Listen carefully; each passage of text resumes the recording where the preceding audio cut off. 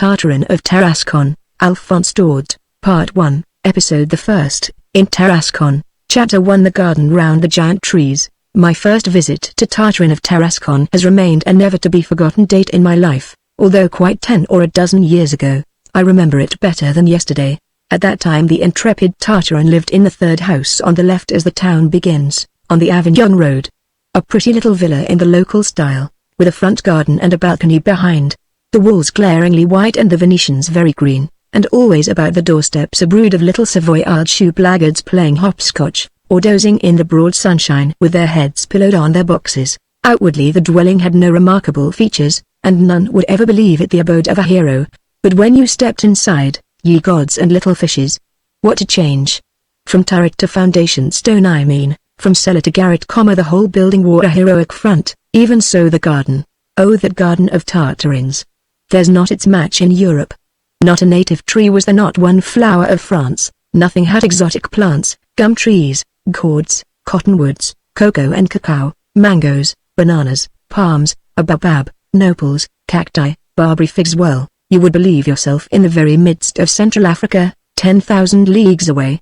It is but fair to say that these were none of full growth. Indeed, the cocoa palms were no bigger than beetroot, and the baobab, Arbos giganta, giant tree, you know, was easily enough circumscribed by a window pot. But, notwithstanding this, it was rather a sensation for Tarascon, and the townsfolk who were admitted on Sundays to the honor of contemplating Tartarin's baobab, went home choke-full of admiration. Try to conceive my own emotion, which I was bound to feel on that day of days when I crossed through this marvelous garden, and that was capped when I was ushered into the hero's sanctum. His study, one of the lions, I should say, lions' dens of the town, was at the end of the garden, its glass door opening right onto the baobab. You are to picture a capacious apartment adorned with firearms and steel blades from top to bottom, all the weapons of all the countries in the wide world: carbines, rifles, blunderbusses, Corsican, Catalan, and dagger knives, Malay creeses, revolvers with spring bayonets, carabine flint arrows, knuckle dusters, life preservers, Hottentot clubs, Mexican lassos. Now, can you expect me to name the rest? Upon the whole fell a fierce sunlight, which made the blades and the brass butt plate of the muskets gleam as if all the more to set your flesh creeping. Still, the beholder was soothed a little by the tame air of order and tidiness reigning over the arsenal. Everything was in place, brushed, dusted, labeled, as in a museum. From point to point the eye descried some obliging little card reading: "Poisoned arrows, do not touch," or "Loaded, take care, please." If it had not been for these cautions I never should have dared venture in. In the middle of the room was an occasional table, on which stood a decanter of rum, a siphon of soda water, a Turkish tobacco pouch, Captain Cook's Voyages, the Indian tales of Fenimore Cooper and Gustave Aimard, stories of hunting the bear, eagle, elephant, and so on. Lastly, beside the table sat a man of between 40 and 45, short, stout, thick-set, ruddy, with flaming eyes and a strong stubbly beard. He wore flannel tights, and was in his shirt sleeves. One hand held a book, and the other brandished a very large pipe with an iron bowl cap. Whilst reading heaven only knows what startling adventure of scalp hunters, he pouted out his lower lip in a terrifying way, which gave the honest phiz of the man living placidly on his means the same impression of kindly ferocity which abounded throughout the house. This man was Tartarin himself, the Tartarin of Tarascon, the great, dreadnought, incomparable Tartarin of Tarascon. Chapter 2. A general glance bestowed upon the good town of Tarascon, and a particular one on the cap poppers. At the time I am telling of, Tartarin of Tarascon had not become the present-day Tartarin, the great one so popular in the whole south of France, but yet he was even then the cock of the walk at Tarascon. Let us show whence arose this sovereignty. In the first place you must know that everybody is shooting mad in these parts, from the greatest to the least. The chase is the local craze, and so it has ever been since the mythological times when the Tarasque, as the county dragon was called, flourished himself and his tail in the town marshes, and entertained shooting parties got up against him. So you see the passion has lasted a goodish bit. It follows that, every Sunday morning, Tarascon flies to arms, lets loose the dogs of the hunt, and rushes out of its walls, with game bag slung and fowling piece on the shoulder, together with a hurly-burly of hounds, cracking of whips, and blowing of whistles and hunting horns. It's splendid to see. Unfortunately, there's a lack of game, an absolute dearth. Stupid as the brute creation is, you can readily understand that, in time, it learnt some distrust. For 5 leagues around about Tarascon, forms, lairs, and burrows are empty, and nesting places abandoned. You'll not find a single quail or blackbird, one little leveret, or the tiniest tit. And yet the pretty hillocks are mightily tempting, sweet-smelling as they are of myrtle, lavender, and rosemary, and the fine muscatels plumped out with sweetness even unto bursting, as they spread along the banks of the Rhone, are deucedly tempting too. True, but Tarascon lies behind all this, and Tarascon is down in the black books of the world of fur and feather. The very birds of passage have ticked it off on their guidebooks, and when the wild ducks, coming down towards the Camargue in long triangles, spied the town steeples from afar, the outermost flyers squawk out loudly, "Look out! There's Tarascon! Give Tarascon the go-by, duckies!" and the flocks take a swerve. In short, as far as game goes, there's not a specimen left in the land save one old rogue of a hare, escaped by miracle from the massacres, who is stubbornly determined to stick to it all his life. He is very well known at Tarascon, and a name has been given him. Rapid is what they call him. It is known that he has his form on M. Bompard's grounds, which, by the way, has doubled, tripled, the value of the property, but nobody has yet managed to lay him low. At present, only 2 or 3 inveterate fellows worry themselves about him. The rest have given him up as a bad job, and old Rapid has long ago passed into the legendary world, although your Tarasconer is very slightly superstitious naturally, and would eat cock robins on toast, or the swallow, which is Our Lady's own bird, for that matter, if he could find any, but that won't do. You will say, inasmuch as game is so scarce, what can the sportsmen do every Sunday? What can they do? Why, goodness gracious! They go out into the real country 2 or 3 leagues from town. They gather in knots of 5 or 6, recline tranquilly in the shade of some well, old wall, or olive tree, extract from their game bags a good-sized piece of boiled beef, raw onions, a sausage, and anchovies, and commence a next to endless snack, washed down with one of those nice Rhone wines, which sets a toper laughing and singing. After that, when thoroughly braced up, they rise, whistle the dogs to heel, set the guns on half-cock, and go on the shoot. Another way of saying that every man plucks off his cap, shies it up with all his might, and pops it on the fly with number 5, 6, or 2 shot, according to what he is loaded for. The man who lodges most shot in his cap is hailed as king of the hunt, and stalks back triumphantly at dusk into Tarascon, with his riddled cap on the end of his gun barrel, amid any quantity of dog barks and horn blasts. It is needless to say that cap selling is a fine business in the town. There are even some hatters who sell hunting caps ready shot, torn, and perforated for the bad shots, but the only buyer known is the chemist Bizuka. This is dishonorable. As a marksman at caps, Tartarin of Tarascon never had his match. Every Sunday morning out he would march in a new cap, and back he would strut every Sunday evening with a mere thing of shreds. The loft of Baobab Villa was full of these glorious trophies. Hence all Tarascon acknowledged him as master, and as Tartarin thoroughly understood hunting, and had read all the handbooks of all possible kinds of venery, from cap popping to Burmese tiger shooting, the sportsmen constituted him their great synergetical judge, and took him for referee and arbitrator in all their differences. Between 3 and 4 daily, at Costicalder the gunsmith's, a stout stern pipe smoker might be seen in a green leather-covered armchair in the center of the shop, crammed with cap poppers, they all on foot and wrangling. This was Tartarin of Tarascon delivering judgment. Nimrod plus Solomon, Chapter 3. Nor. The general glance protracted upon the good town. After the craze for sporting, the lusty Tarascon race cherishes one love, ballad singing. There's no believing what a quantity of ballads is used up in that little region. All the sentimental stuff turning into sere and yellow leaves in the oldest portfolios, are to be found in full pristine luster in Tarascon. The entire collection. Every family has its own pet, as is known to the town. For instance, it is an established fact that this is the chemist Bizuka's family's. Thou art the fair star that I adore, the gunmaker Costicalder's family's. Wouldst thou come to the land where the log cabins rise, the official registrar's family's? If I wore a coat of invisible green, do you think for a moment I could be seen? And so on for the whole of Tarascon. 2 or 3 times a week there were parties where they were sung.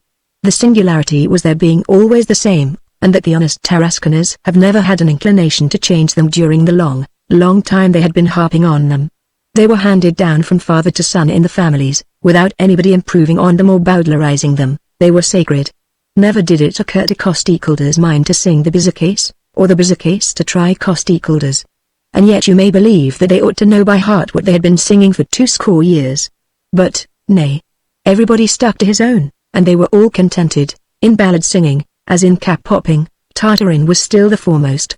His superiority over his fellow townsmen consisted in his not having any one song of his own, but in knowing the lot, the whole, mind you. But it was the devil's own work to get him to sing them.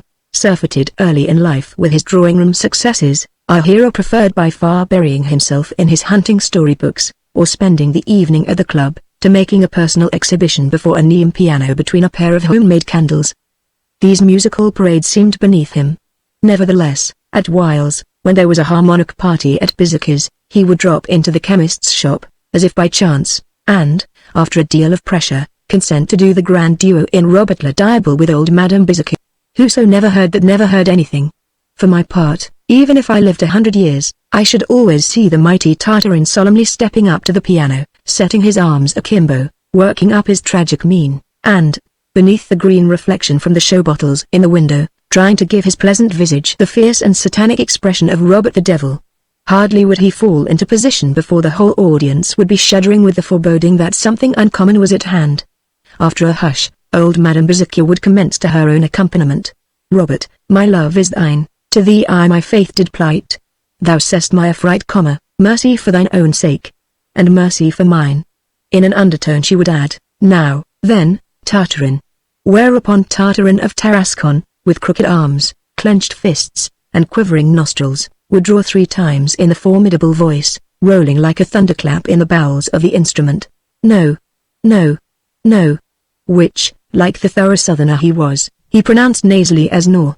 Nor. Nor. Then would old Madame Biziker again sing, mercy for thine own sake, and mercy for mine. Nor. Nor. Nor. Bellowed Tartarin at his loudest, and the gem ended. Not long, you see, but it was so handsomely voiced forth, so clearly gesticulated, and so diabolical, that a tremor of terror overran the chemist's shop, and the nor. Nor. Nor. Would be encored several times running. Upon this Tartarin would sponge his brow, smile on the ladies, wink to the sterner sex, and withdraw upon his triumph to go remark at the club with a trifling, offhand air. I have just come from the Bizicker's, where I was forced to sing the duo from Robert le Diable. The cream of the joke was that he really believed it. Chapter 4. Chiefly to the account of these diverse talents did Tartarin owe his lofty position in the town of Tarascon. Talking of captivating, though, this deuce of a fellow knew how to ensnare everybody. Why, the army, at Tarascon, was for Tartarin. The brave commandant, Bravida, honorary captain retired in the military clothing factory department, called him a game fellow, and you may well admit that the warrior knew all about game fellows. He played such a capital knife and fork on game of all kinds. So was the legislature on Tartarin's side. 2 or 3 times, in open court, the old chief judge, Lady V's, had said, in alluding to him, he is a character. Lastly, the masses were for Tartarin. He had become the swell bruiser, the aristocratic pugilist, the crack bully of the local Corinthians for the Tarasconers, from his build, bearing, style, that aspect of a guard's trumpeter's charger which fears no noise, his reputation as a hero coming from nobody knew whence or for what, and some scramblings for coppers and a few kicks to the little ragamuffins basking at his doorway. Along the waterside, when Tartarin came home from hunting on Sunday evenings, with his cap on the muzzle of his gun, and his fustian shooting jacket belted in tightly, the sturdy river lighterman would respectfully bob, and blinking towards the huge biceps swelling out his arms, would mutter among one another in admiration, now, there's a powerful chap if you like. He has double muscles. Why, you never heard of such a thing outside of Tarascon. For all this, with all his numberless parts, double muscles, the popular favor, and the so precious esteem of brave Commandant Bravida, ex-captain, in the army clothing factory, Tartarin was not happy. This life in a petty town weighed upon him and suffocated him. The great man of Tarascon was bored in Tarascon. The fact is, for a heroic temperament like his, a wild adventurous spirit which dreamt of nothing but battles, races across the pampas, mighty battues, desert sands, blizzards and typhoons, it was not enough to go out every Sunday to pop a decap, and the rest of the time to ladle out casting votes at the gunmakers. Poor dear great man. If this existence were only prolonged, there would be sufficient tedium in it to kill him with consumption. In vain did he surround himself with baobabs and other African trees, to widen his horizon, and some little to forget his club and the marketplace. In vain did he pile weapon upon weapon, and Malay crease upon Malay crease. In vain did he cram with romances, endeavoring like the immortal Don Quixote to wrench himself by the vigor of his fancy out of the talons of pitiless reality. Alas! All that he did to appease his thirst for deeds of daring only helped to augment it. The sight of all the murderous implements kept him in a perpetual stew of wrath and exultation. His revolvers, repeating rifles, and ducking guns shouted battle! Battle! Out of their mouths. Through the twigs of his baobab, the tempest of great voyages and journeys soughed and blew bad advice. To finish him came Gustave Aimard, Mayne Reid, and Fenimore Cooper. Oh, how many times did Tartarin with a howl spring up on the sultry summer afternoons, when he was reading alone amidst his blades, points, and edges, how many times did he dash down his book and rush to the wall to unhook a deadly arm. The poor man forgot he was at home in Tarascon, in his underclothes, and with a handkerchief round his head. He would translate his readings into action, and, goading himself with his own voice, shout out whilst swinging a battle-axe or tomahawk. Now, only let them come. Them? Who were they? Tartarin did not himself any too clearly understand. They was all that should be attacked and fought with, all that bites, claws, scalps, whoops, and yells the Sioux Indians dancing around the war stake to which the unfortunate pale-face prisoner is lashed. The grizzly of the Rocky Mountains, who wobbles on his hind legs, and licks himself with a tongue full of blood. The Tuareg, too, in the desert, the Malay pirate, the brigand of the Abruzd Sea. In short, there was warfare, travel, adventure, and glory, but, alas! It was to no avail that the fearless Tarasconer called for and defied them. Never did they come. Odsbodikins!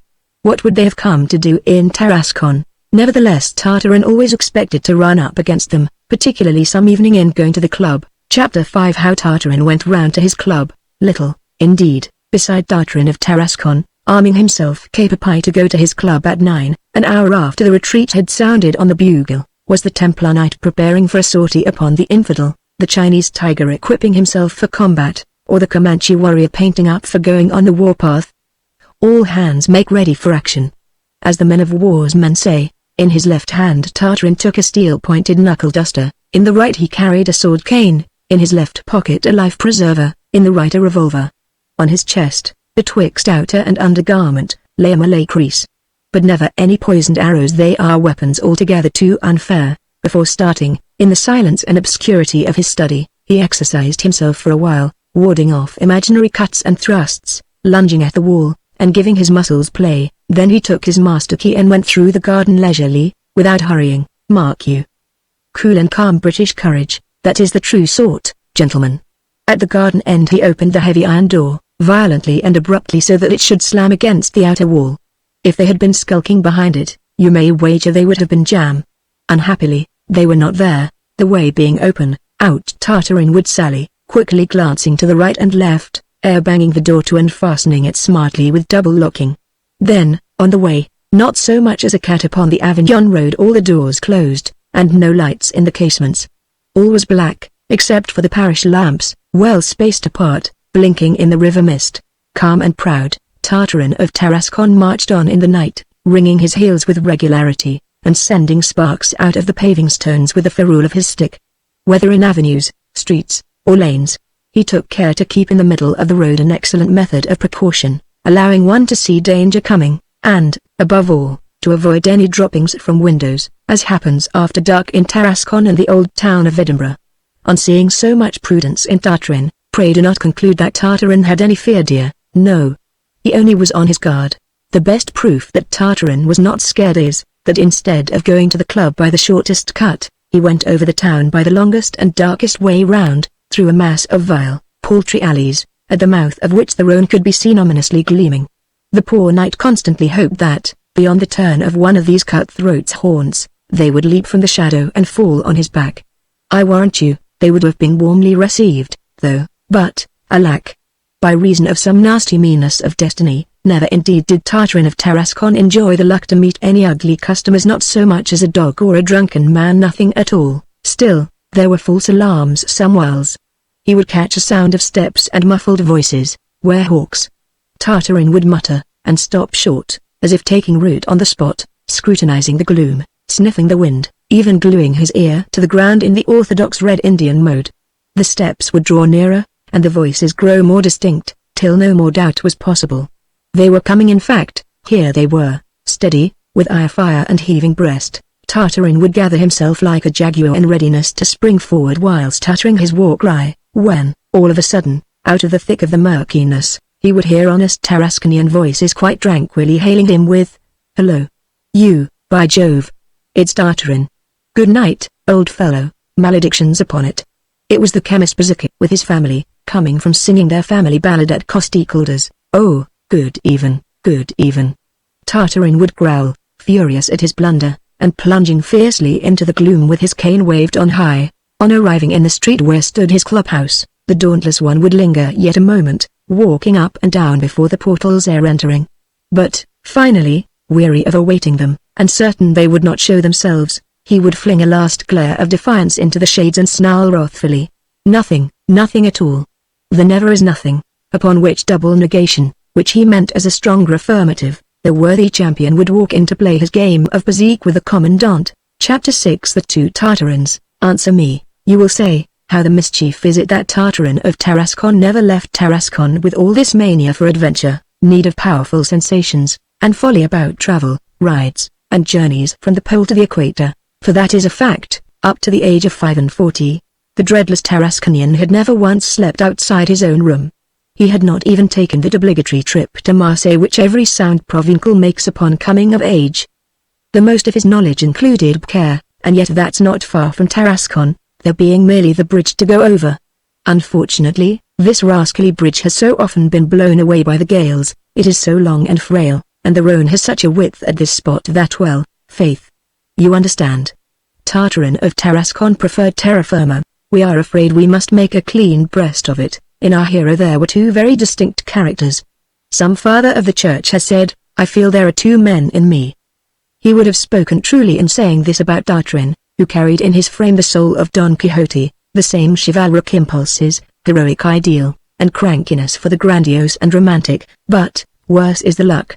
He had not the body of the celebrated Hidalgo, the thin and meager apology for a body, on which material life failed to take a hold, one that could get through 20 nights without its breastplate being unbuckled off, and 48 hours on a handful of rice. On the contrary, Tartarin's body was a stout honest bully of a body, very fat, very weighty, most sensual and fond of coddling, highly touchy, full of low-class appetite and homely requirements. The short, paunchy body on stumps of the immortal Sancho Panza, Don Quixote and Sancho Panza in the one same man. You will readily comprehend what a cat and dog couple they made. What strife! What clapper-clawing! Oh, the fine dialogue for Lucian or Saint Evremond to write, between the two Tartarins Quixote Tartarin and Sancho Tartarin. Quixote Tartarin firing up on the stories of Gustave Aimard, and shouting, up and at M. And Sancho Tartarin thinking only of the rheumatics ahead, and murmuring, I mean to stay at home. The duet. Quixote Tartarin. Sancho Tartarin. Highly excited, quite calmly, cover yourself with glory, Tartarin, cover yourself Tartarin. With flannel. Still more excitedly, still more calmly, oh for the terrible double O for the thick-knitted barreled rifle. Oh for waistcoats. And warm bowie knives, lassos, neat caps. Oh for the and moccasins. Welcome padded caps with flaps. Above all self-control, ringing up the maid, a battle-axe. Fetch me a now, then, Jeanette, do battle-axe. Bring up that chocolate. Whereupon Jeanette would appear with an unusually good cup of chocolate, just right in warmth, sweetly smelling, and with the play of light on watered silk upon its unctuous surface, and with succulent grilled steak flavored with aniseed, which would set Sancho Tartarin off on a broad grin, and into a laugh that drowned the shouts of Quixote Tartarin. Thus it came about that Tartarin of Tarascon never had left Tarascon. Chapter 7 Tartarin the Europeans at Shanghai Commerce The Tartars Can Tartarin of Tarascon be an impostor? The mirage. Under one conjunction of circumstances, Tartarin did, however, once almost start out upon a great voyage. The three brothers Garcia Camus, relatives of Tarascon, established in business at Shanghai, offered him the managership of one of their branches there. This undoubtedly presented the kind of life he hankered after. Plenty of active business, a whole army of understrappers to order about, and connections with Russia, Persia, Turkey, in Asia. In short, to be a merchant prince. In Tartarin's mouth, the title of merchant prince thundered out as something stunning. The house of Garcia Camus had the further advantage of sometimes being favored with a call from the Tartars. Then the doors would be slammed shut, all the clerks flew to arms, up ran the consular flag, and ziz. Fit. Bang! Out of the windows upon the Tartars. I need not tell you with what enthusiasm Quixote Tartarin clutched this proposition. Sad to say, Sancho Tartarin did not see it in the same light, and, as he was the stronger party, it never came to anything. But in the town there was much talk about it. Would he go or would he not? I'll lay he will. And I'll wager he won't. It was the event of the week. In the upshot, Tartarin did not depart, but the matter redounded to his credit nonetheless. Going or not going to Shanghai was all one to Tarascon. Tartarin's journey was so much talked about that people got to believe he had done it and returned, and at the club in the evening members would actually ask for information on life at Shanghai, the manners and customs and climate, about opium, and commerce, deeply read up. Tartarin would graciously furnish the particulars desired, and, in the end, the good fellow was not quite sure himself about not having gone to Shanghai, so that, after relating for the 100th time how the Tartars came down on the trading post, it would most naturally happen him to add, "Then I made my men take up arms and hoist the consular flag, and ziz. Fit. Bang. Out of the windows upon the Tartars." On hearing this, the whole club would quiver. "But according to that, this Tartarin of yours is an awful liar." No, 1,000 times over, no. Tartarin was no liar, but the man ought to know that he has never been to Shanghai. Why, of course, he knows that, but still. But still, you see, mark that. It is high time for the law to be laid down once for all on the reputation as draws of the long bow which northerners fling at southerners. There are no Baron Munchausens in the south of France, neither at Nîmes nor Marseille, Toulouse nor Tarascon. The southerner does not deceive but is self-deceived. He does not always tell the cold-drawn truth, but he believes he does. His falsehood is not any such thing, but a kind of mental mirage. Yes, purely mirage. The better to follow me, you should actually follow me into the south, and you will see I am right. You have only to look at that Lucifer's own country, where the sun transmogrifies everything, and magnifies it beyond life-size. The little hills of Provence are no bigger than the Butte Montmartre, but they will loom up like the Rocky Mountains. The square house at Nîmes, a mere model to put on your sideboard, will seem grander than St. Peter's. You will see, in brief, the only exaggerator in the south is Old Sol, for he does enlarge everything he touches. What was Sparta in its days of splendor? A pitiful hamlet. What was Athens? At the most, a second-class town, and yet in history both appear to us as enormous cities. This is a sample of what the sun can do. Are you going to be astonished after this that the same sun falling upon Tarascon should have made of an ex-captain in the army clothing factory, like Bravida, the brave commandant, of a sprout an Indian fig tree, and of a man who had missed going to Shanghai one who had been there? Chapter 8 Mitten's Menagerie. A line from the Atlas at Tarascon. A solemn and fearsome confrontation, exhibiting Tartarin of Tarascon, as we are, in his private life, before fame kissed his brow and garlanded him with her well-worn laurel wreath, and having narrated his heroic existence in a modest state, his delights and sorrows, his dreams and his hopes, let us hurriedly skip to the grandest pages of his story, and to the singular event which was to give the first flight to his incomparable career.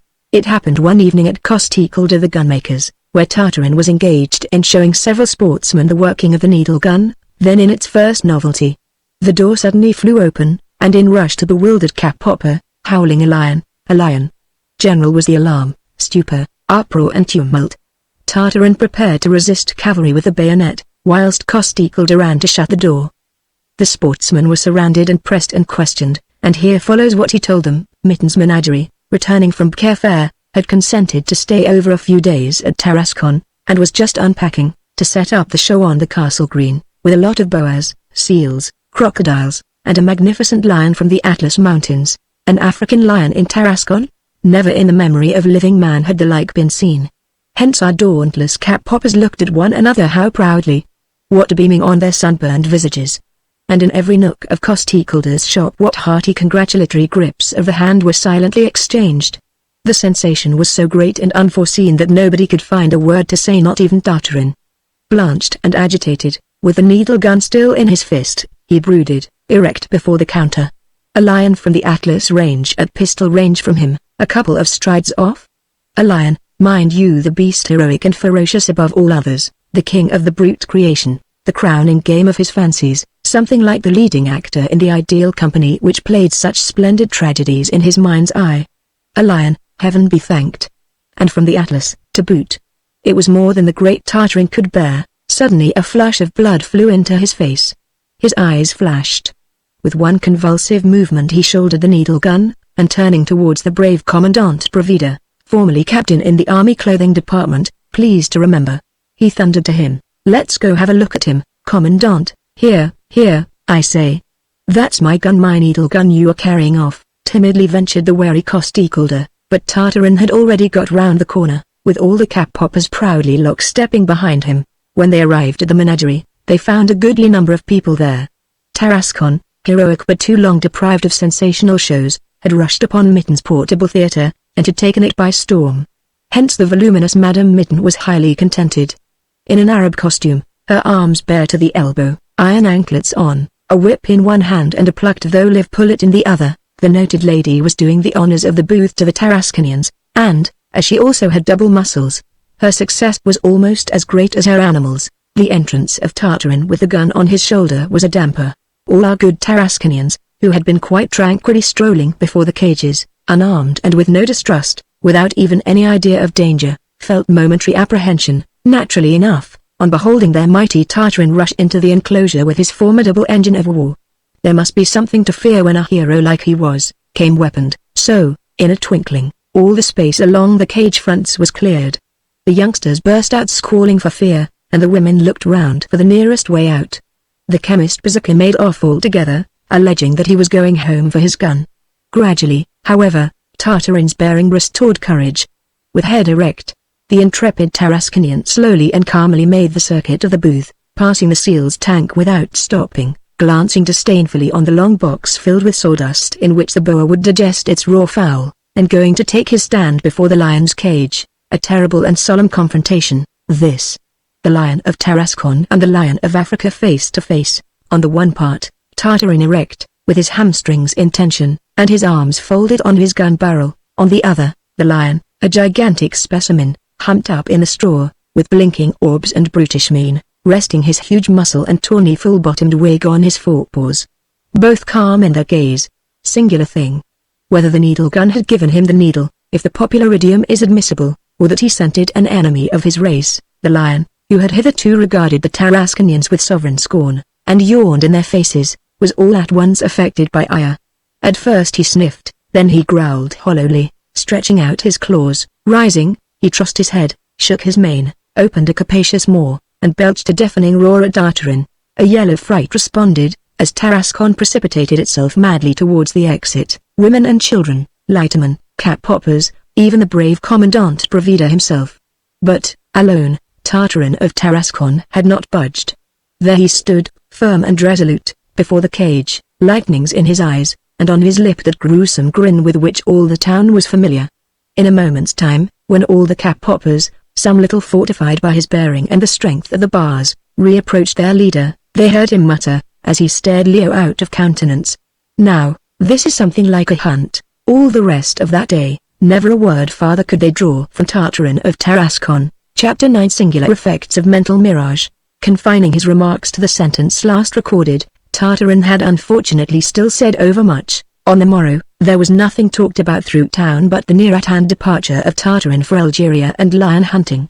You are all witness, dear readers, that the honest fellow had not breathed a word on that head, but, you know, the mirage had its usual effect. In brief, all Tarascon spoke of nothing but the departure. On the old walk, at the club, in Costicalder's, friends accosted one another with a startled aspect. And furthermore, you know the news, at least, and furthermore, rather. Tartarin's setting out, at least, for at Tarascon all phrases begin with and furthermore, and conclude with at least, with a strong local accent. Hence, on this occasion more than upon others, these peculiarities rang out till the windows shivered. The most surprised of men in the town on hearing that Tartarin was going away to Africa, was Tartarin himself. But only see what vanity is. Instead of plumply answering that he was not going at all, and had not even had the intention, poor Tartarin, on the first of them mentioning the journey to him, observed with a neat little evasive air, "Aha! Maybe I shall, but I do not say as much."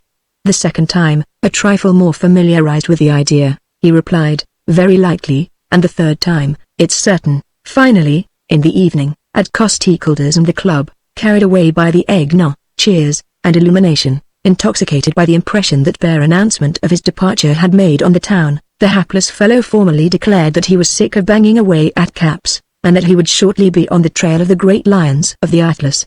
A deafening hurrah greeted this assertion. Whereupon more eggnog, bravos, handshaking, slappings of the shoulder, and a torchlight serenade up to midnight before Baobab Villa. It was Sancho Tartarin who was anything but delighted.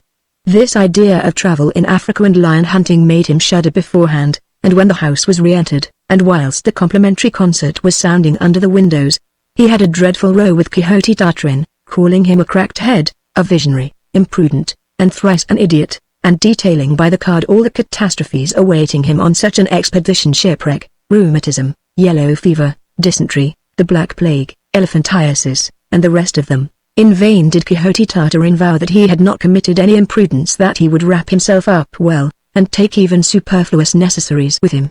Sancho Tartarin would listen to nothing. The poor craven saw himself already torn to tatters by the lions, or engulfed in the desert sands like his late Royal Highness Cambyses, and the other Tartarin only managed to appease him a little by explaining that the start was not immediate, as nothing pressed. It is clear enough, indeed, that none embark on such an enterprise without some preparations. A man is bound to know whither he goes, hang it all, and not fly off like a bird. Before anything else, the Tarasconian wanted to peruse the accounts of great African tourists, the narrations of Mungo Park, Duchaillu, Dr. Livingstone, Stanley, and so on.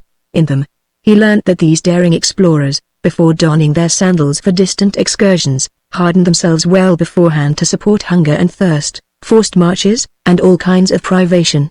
Tartarin meant to act like they did, and from that day forward he lived upon water broth alone. The water broth of Tarascon is a few slices of bread drowned in hot water, with a clove of garlic, a pinch of thyme, and a sprig of laurel. Strict diet, at which you may believe poor Sancho made a wry face. To the regimen of water broth Tartarin of Tarascon joined otherwise practices.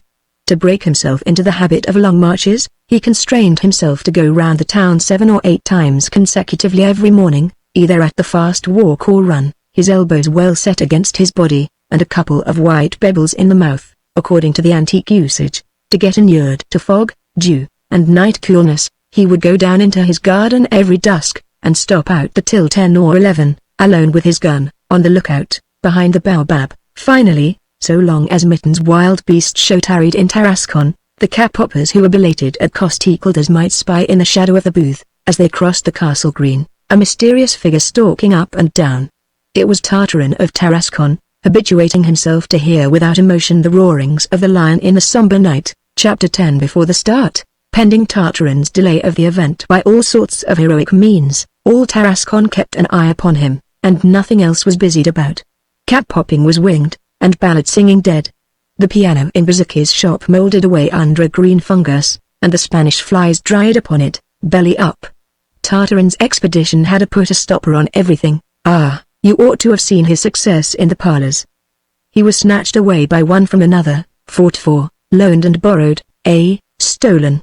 There was no greater honor for the ladies than to go to Mitten's menagerie on Tartarin's arms, and have it explained before the lion's den how such large game are hunted, where they should be aimed at how many paces off, if the accidents were numerous, and the like of that. Tartarin furnished all the elucidation desired. He had read the life of Jules Gerard, the lion slayer, and had lion hunting at his finger ends, as if he had been through it himself. Hence he orated upon these matters with great eloquence. But where he shone the brightest was at dinner at Chief Judge Lady Vee's, or brave Commandant Bravida's, the former captain in the army clothing factory. You will keep in mind, when coffee came in, and all the chairs were brought up closer together, whilst they chatted of his future hunts, thereupon, his elbow on the cloth, his nose over his mocker, our hero would discourse in a feeling tone of all the dangers awaiting him every way. He spoke of the long moonless night lyings in wait, the pestilential fens, the rivers envenomed by leaves of poison plants, the deep snow drifts, the scorching suns, the scorpions, and rains of grasshoppers. He also descanted on the peculiarities of the great lions of the Atlas, their way of fighting, their phenomenal vigor, and their ferocity in the mating season. Heating with his own recital, he would rise from table, bounding to the middle of the dining room, imitating the roar of a lion and the going off of a rifle crack. Bang! The zizz of the explosive bullet, gesticulating and roaring about till he had overset the chairs. Everybody turned pale around the board, the gentlemen looking at one another and wagging their heads. the ladies shutting their eyes with pretty screams of fright, the elderly men combatively brandishing their canes, and, in the side apartments, the little boys, who had been put to bed betimes, were greatly startled by the sudden outcries and imitated gunfire, and screamed for lights. Meanwhile, Tartarin did not start. Chapter 11. Let's have it out with swords, gentlemen, not pins. A delicate question, whether Tartarin really had any intention of going, and one which the historian of Tartarin would be highly embarrassed to answer. In plain words, Mitten's menagerie had left Tarascon over 3 months, and still the lion slayer had not started. After all, blinded by a new mirage, our candid hero may have imagined in perfectly good faith that he had gone to Algeria. On the strength of having related his future hunts, he may have believed he had performed them as sincerely as he fancied he had hoisted the consular flag and fired on the Tartars, ziz, fit, bang. At Shanghai, unfortunately, granting Tartarin was this time again dupe of an illusion, his fellow townsfolk were not. When, after the quarter's expectation, they perceived that the hunter had not packed even a collar box, they commenced murmuring, "This is going to turn out like the Shanghai expedition," remarked Costecalde, smiling. The gunsmith's comment was welcomed all over town, for nobody believed any longer in their late idol. The simpletons and poltroons, all the fellows of Bazooka's stamp, whom a flea would put to flight, and who could not fire a shot without closing their eyes, were conspicuously pitiless. In the club rooms or on the esplanade, they accosted poor Tartarin with bantering mien. And furthermore, when is the trip coming off? In Costecalde's shop, his opinions gained no credence, for the cap-poppers renounced their chief. Next, epigrams dropped into the affair. Chief Judge Lady V's, who willingly paid court in his leisure hours to the native muse, composed in local dialect a song which won much success. It told of a sportsman called Master Gervais, whose dreaded rifle was bound to exterminate all the lions in Africa to the very last. Unluckily, this terrible gun was of a strange kind. Though loaded daily, it never went off. It never went off, you will catch the drift. In less than no time, this ditty became popular, and when Tartarin came by, the longshoremen and the little shoeblacks before his door sang in chorus, "Master Jarvis rifle, I'll skit encouched. Master Jarvis rifle, you'll have to get enlarged. Master Jarvis rifles, loaded off don't scoff. Master Jarvis rifle, never do go off." But it was shouted out from a safe distance, on account of the double muscles. Oh, the fragility of Tarascon's fads. The great object himself feigned to see and hear nothing, but, under the surface, this sullen and venomous petty warfare much afflicted him. He felt aware that Tarascon was slipping out of his grip, and that popular favor was going to others, and this made him suffer horribly. Ah, the huge bowl of popularity. It's all very well to have a seat in front of it, but what a scolding you catch when it is overturned. Notwithstanding his pain, Tartarin smiled and peacefully jogged on in the same life as if nothing untoward had happened. Still, the mask of jovial heedlessness glued by pride on his face would sometimes be suddenly detached. Then, in lieu of laughter, one saw grief and indignation. Thus it was that one morning, when the little blackguards yelped Master Jarvis rifle beneath his window, the wretches' voices rose even into the poor great man's room, where he was shaving before the glass. Tartarin wore a full beard, but as it grew very thick, he was obliged to keep it trimmed orderly.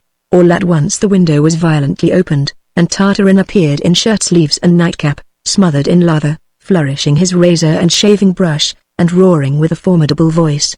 "Let's have it out with swords, gentlemen, not pins." Fine words, worthy of history's record, with only the blemish that they were addressed to little scamps not higher than their boot boxes, and who were quite incapable of holding a small sword. Chapter 12. Memorable dialogue in the little baobab villa.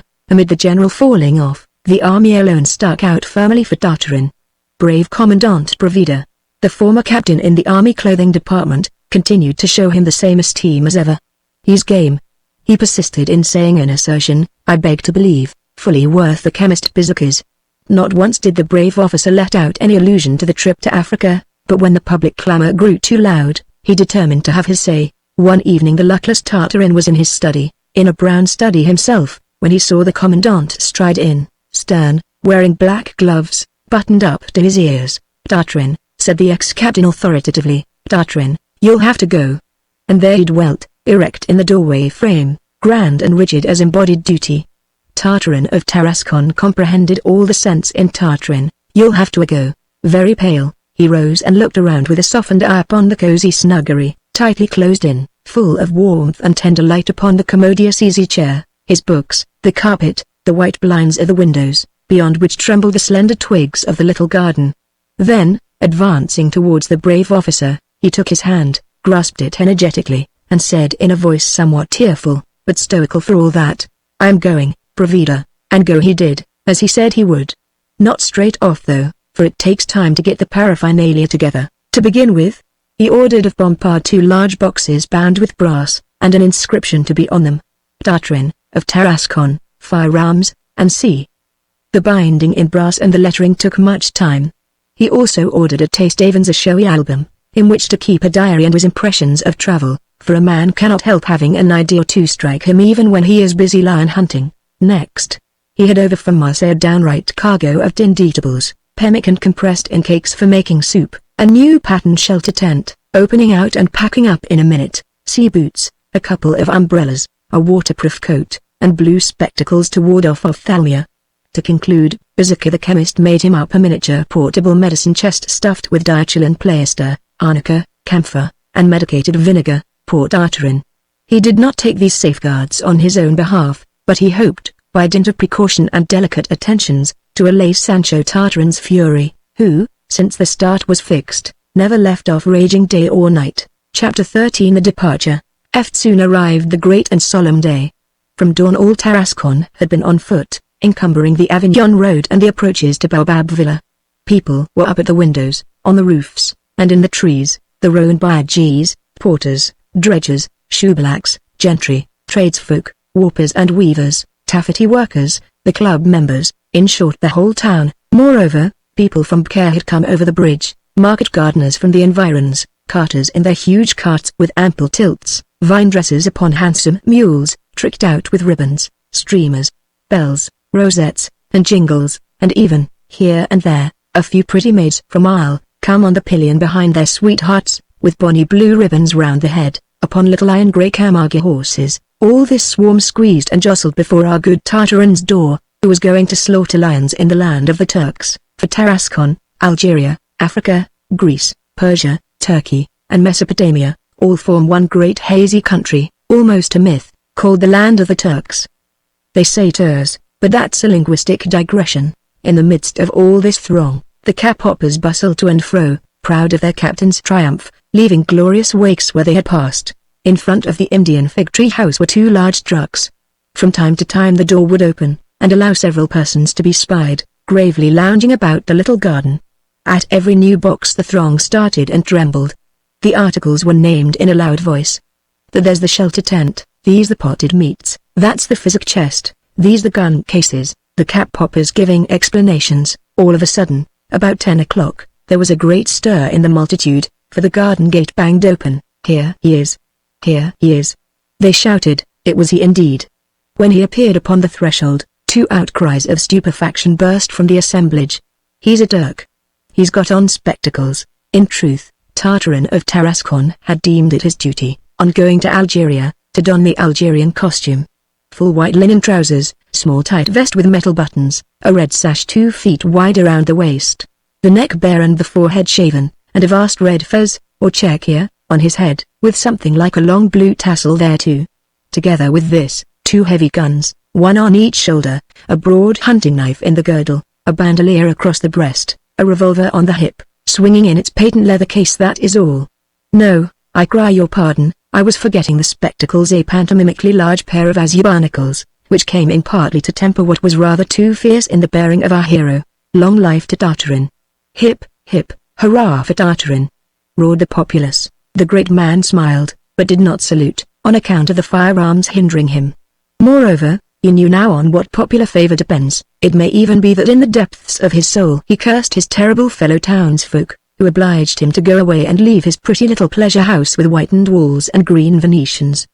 But there was no show of this. Calm and proud, although a little pallid, he stepped out on the footway, glanced at the handcarts, and, seeing all was right, lustily took the road to the railway station, without even once looking back towards Baobab Villa. Behind him marched the brave Commandant Bravida, Lady V's the chief judge, Costicalda the gunsmith next, and then all the sportsmen who poppered caps, preceding the handcarts and the rag, tag, and bobtail. Before the station master awaited them, an old African veteran of 1830, who shook Tartarin's hand many times with fervency. The Paris to Marseille Express was not yet in, so Tartarin and his staff went into the waiting rooms. To prevent the place being overrun, the station master ordered the gates to be closed. During a quarter of an hour, Tartarin promenaded up and down in the rooms in the midst of his brother marksmen, speaking to them of his journey and his hunting, and promising to send them skins. They put their names down in his memorandum book for a lion's skin apiece, as waltzer's book for a dance. Gentle and placid as Socrates on the point of quaffing the hemlock, the intrepid Tarasconian had a word and a smile for each. He spoke simply, with an affable mien. It looked as if, before departing, he meant to leave behind him a wake of charms, regrets, and pleasant memories. On hearing their leader speak in this way, all the sportsmen felt tears well up, and some were stung with remorse, to wit, Chief Judge Lady V's and the chemist Bizac. The railway employees blubbered in the corners, whilst the outer public squinted through the bars and bellowed, "Long live Tartarin!" At length the bell rang.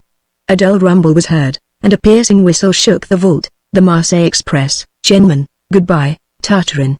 Good luck, old fellow. Goodbye to you all," murmured the great man, as, with his arms around the brave Commandant Bravida, he embraced his dear native place collectively in him. Then he leapt out upon the platform, and clambered into a carriage full of Parisian ladies, who were ready to die with fright at sight of this stranger with so many pistols and rifles. Chapter 14. The port of Marseille. All aboard, all aboard. Upon the 1st of December 18, in clear, brilliant, splendid weather, under a south winter sun, the startled inhabitants of Marseille beheld a Turk come down the Cambière, or their Regent Street. A Turk, a regular Turk. Never had such a one been seen, and yet, heaven knows, there is no lack of Turks at Marseille. The Turk in question, have I any necessity of telling you it was the great Tartarin of Tarascon?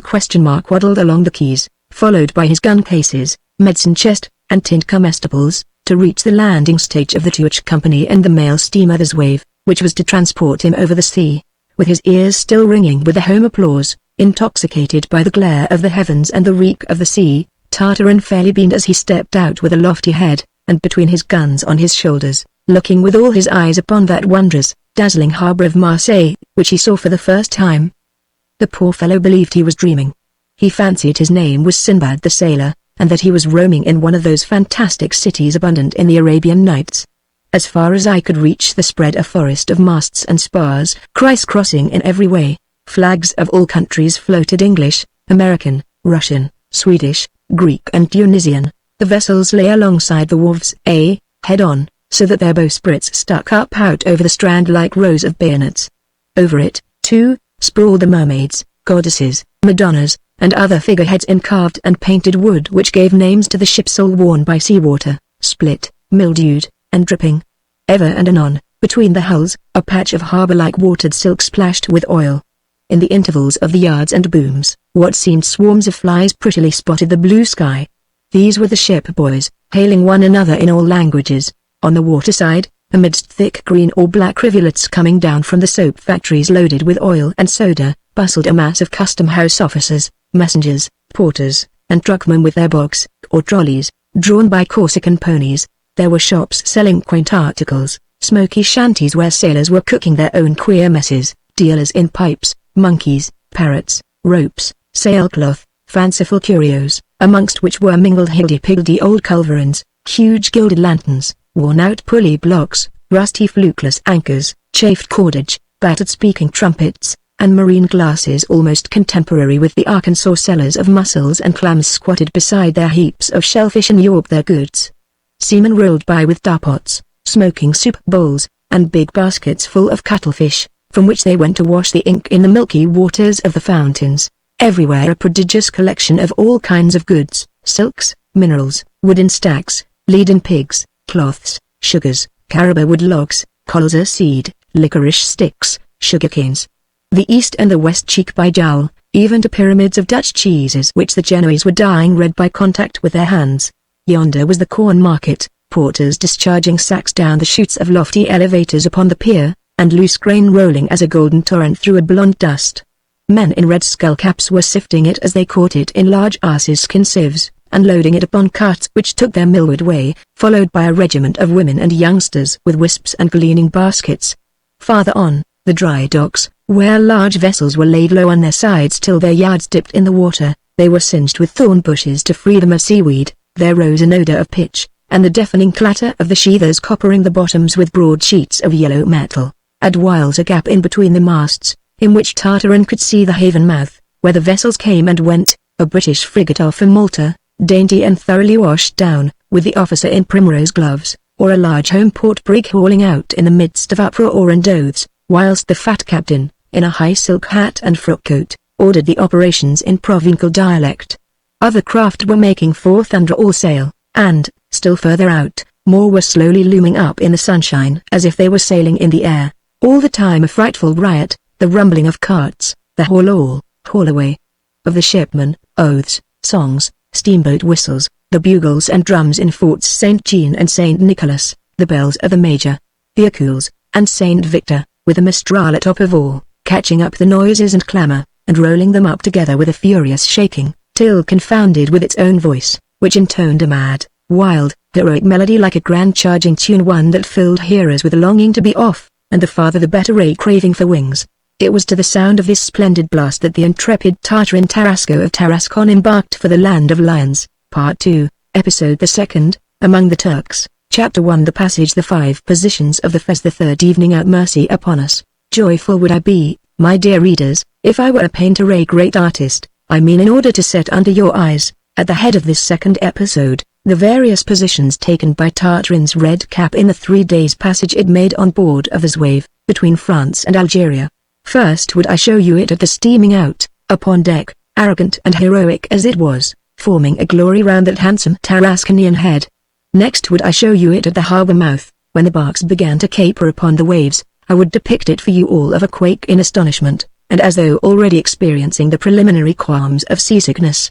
Then, in the Gulf of the Lion, proportionably to the nearing the open sea, where the white caps heaved harder, I would make you behold it wrestling with the tempest, and standing on end upon the hero's cranium, with its mighty mane of blue wool bristling out in the spray and breeze. Position 4th, at 6 in the afternoon, with the Corsican coast in view. The unfortunate Czechia hangs over the ship's side, and lamentably stares down as though to plumb the depths of ocean. Finally and lastly, the 5th position, at the back of a narrow state-room, in a box bed so small it seemed one drawer in a nest of them, something shapeless rolled on the pillow with moans of desolation.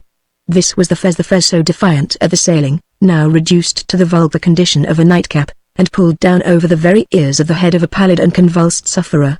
How the people of Tarascon would have kicked themselves for having constrained the great Tartarin to leave home, if they had but seen him stretched in the bunk in the dull, one gleam through the dead light, amid the sickly odour of cooking and wet wood, the heart-heaving perfume of mail boats, if they had but heard him gurgle at every turn of the screw, wail for tea every 5 minutes, and swear at the steward in a childish treble. On my word of honour as a storyteller, the poor Turk would have made a pasteboard dummy pity him.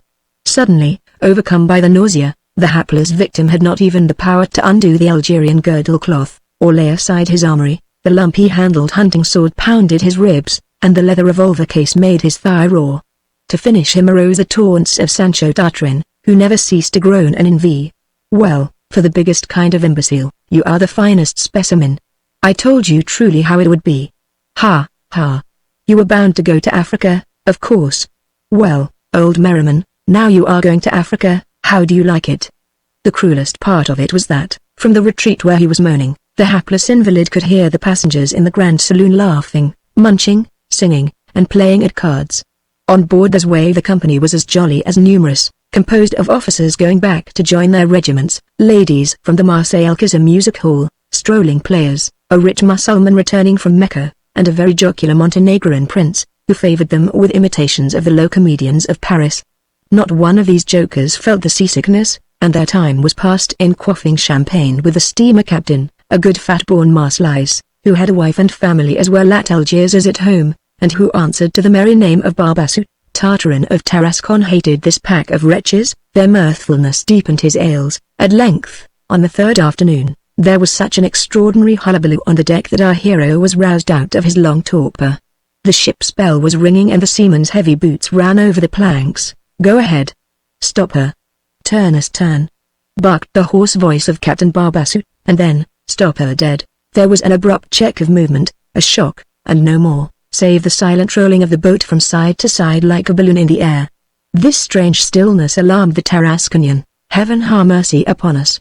he yelled in a terrifying voice, as, recovering his strength by magic, he bounded out of his berth, and rushed upon deck with his arsenal. Chapter 2. To arms. To arms. Only the arrival, not a foundering. The Zouave was just gliding into the roadstead, a fine one of black, deep water, but dull and still, almost deserted. On elevated ground ahead rose Algiers, the white city, with its little houses of a dead cream color huddling against one another lest they slid into the sea. It was like a wooden slope with a laundress's washing hung out to dry. Over it a vast blue satin sky, and such a blue. A little restored from his fright, the illustrious Tartarin gazed on the landscape, and listened with respect to the Montenegrin prince, who stood by his side, as he named the different parts of the capital, the Kasbah, the Upper Town, and the Rue Babazoun. A very finely brought-up prince was this Montenegrin, moreover, knowing Algeria thoroughly, and fluently speaking Arabic. Hence Tartarin thought of cultivating his acquaintance. All at once, along the bulwark against which they were leaning, the Tarasconian perceived a row of large black hands clinging to it from over the side. Almost instantly a Negro's woolly head shot up before him, and, ere he had time to open his mouth, the deck was overwhelmed on every side by 100 black or yellow desperadoes, half-naked, hideous, and fearsome. Tartarin knew who these pirates were. They, of course, the celebrated they who had too often been hunted after by him in the byways of Tarascon. At last they had decided to meet him face to face. At the outset surprise nailed him to the spot. But when he saw the outlaws fall upon the luggage, tear off the tarpaulin covering, and actually commenced the pillage of the ship, then the hero awoke. Whipping out his hunting sword, "To arms! To arms!" he roared to the passengers, and away he flew, the foremost of all, upon the buccaneers. "Xaco! What's the stir? What's the matter with you?" exclaimed Captain Barbassou, coming out of the Twendix. "About time you did turn up, Captain. Quick, quick, arm your men." "Eh, what for? Dash it all, why, can't you see?" "See what?" "There, before you, the corsairs." Captain Barbassou stared, bewildered. At this juncture a tall black immortal by with our hero's medicine chest upon his back. "You cutthroat! Just wait for me!" yelled the Tarasconer as he ran after, with the knife uplifted, but Barbassou caught him in the spring, and holding him by the waist sash, bade him be quiet. Trundler! By the throne on high! They're no pirates. It's long since there were any pirates hereabout. Those dark porters are light porters. Ha, ha, PP porters, rather, only come after the luggage to carry it ashore. So put up your cook's galley knife, give me your ticket, and walk off behind that nigger, an honest dog, who will see you to land, and even into a hotel, if you like." A little abashed, Tartarin handed over his ticket, and falling in behind the representative of the Dark Continent, clambered down by the hanging ladder into a big skiff dancing alongside. All his effects were already the boxes, trunks, gun cases, tinned food so cramming up the boat that there was no need to wait for any other passengers. The African scrambled upon the boxes, and squatted like a baboon, with his knees clutched by his hands. Another Negro took the oars. Both laughingly eyed Tartarin, and showed their white teeth, standing in the stern sheets, making that terrifying face which had daunted his fellow countrymen. The great Tarasconian feverishly fumbled with his hunting knife haft, for, despite what Barbassou had told him, he was only half at ease as regarded the intention of these ebony-skinned porters, who so little resembled their honest mates of Tarascon. 5 minutes afterwards the skiff landed Tartarin, and he set foot upon the little Barbary wharf, where, 300 years before, a Spanish galley slave Lep Miguel Cervantes devised, under the cane of the Algerian taskmaster, a sublime romance which was to bear the title of Don Quixote. Chapter 3. An invocation to Cervantes. The disembarkation where are the Turks? Not a sign of them disenchantment. O Miguel Cervantes Saavedra, if what is asserted be true, to wit, that wherever great men have dwelt some emanation of their spirits wanderingly hovers until the end of ages, then what remained of your essence on the Barbary coast must have quivered with glee on beholding Tartarin of Tarascon disembark, that marvelous type of the French southerner, in whom was embodied both heroes of your work, Don Quixote and Sancho Panza. The air was sultry on this occasion. On the wharf, ablaze with sunshine, were half a dozen revenue officers, some Algerians expecting news from France, several squatting Moors who drew at long pipes, and some Maltese mariners dragging large nets, between the meshes of which thousands of sardines glittered like small silver coins. But hardly had Tartarin set foot on earth before the quay sprang into life and changed its aspect. A horde of savages, still more hideous than the pirates upon the steamer, rose between the stones on the strand and rushed upon the newcomer. tall Arabs were there, nude under woolen blankets, little Moors in tatters, Negroes, Tunisians, Portuguese, Mzabites, hotel servants in white aprons, all yelling and shouting, hooking on his clothes, fighting over his luggage, one carrying away the provender, another his medicine chest, and pelting him in one fantastic medley with the names of preposterously entitled hotels. Bewildered by all this tumult, poor Tartarin wandered to and fro, swore and stormed, went mad, ran after his property, and not knowing how to make these barbarians understand him, speechified them in French, Provençal, and even in dog Latin, Rosa, the rose, bonus, bona, bonum. All that he knew but to no purpose. He was not heeded. Happily, like a god in Homer, intervened a little fellow in a yellow collared tunic, and armed with a long-running footman's cane, who dispersed the whole riffraff with cudgel play. He was a policeman of the Algerian capital. Very politely, he suggested Tartarin should put up at the Hotel de l'Europe, and he confided him to its waiters, who carted him and his impediment thither in several barrows. At the first steps he took in Algiers, Tartarin of Tarascon opened his eyes widely. Beforehand he had pictured it as an oriental city, a fairy one, mythological, something between Constantinople and Zanzibar, but it was back into Tarascon he fell. Cafes, restaurants, wide streets, four-story houses, a little marketplace, macadamized, where the infantry band played Offenbach and polkas, whilst fashionably clad gentlemen occupied chairs, drinking beer and eating pancakes, some brilliant ladies, some shady ones, and soldiers, more soldiers, no end of soldiers, but not a solitary Turk, or, better to say, there was a solitary Turk, and that was he. Hence he felt a little abashed about crossing the square, for everybody looked at him.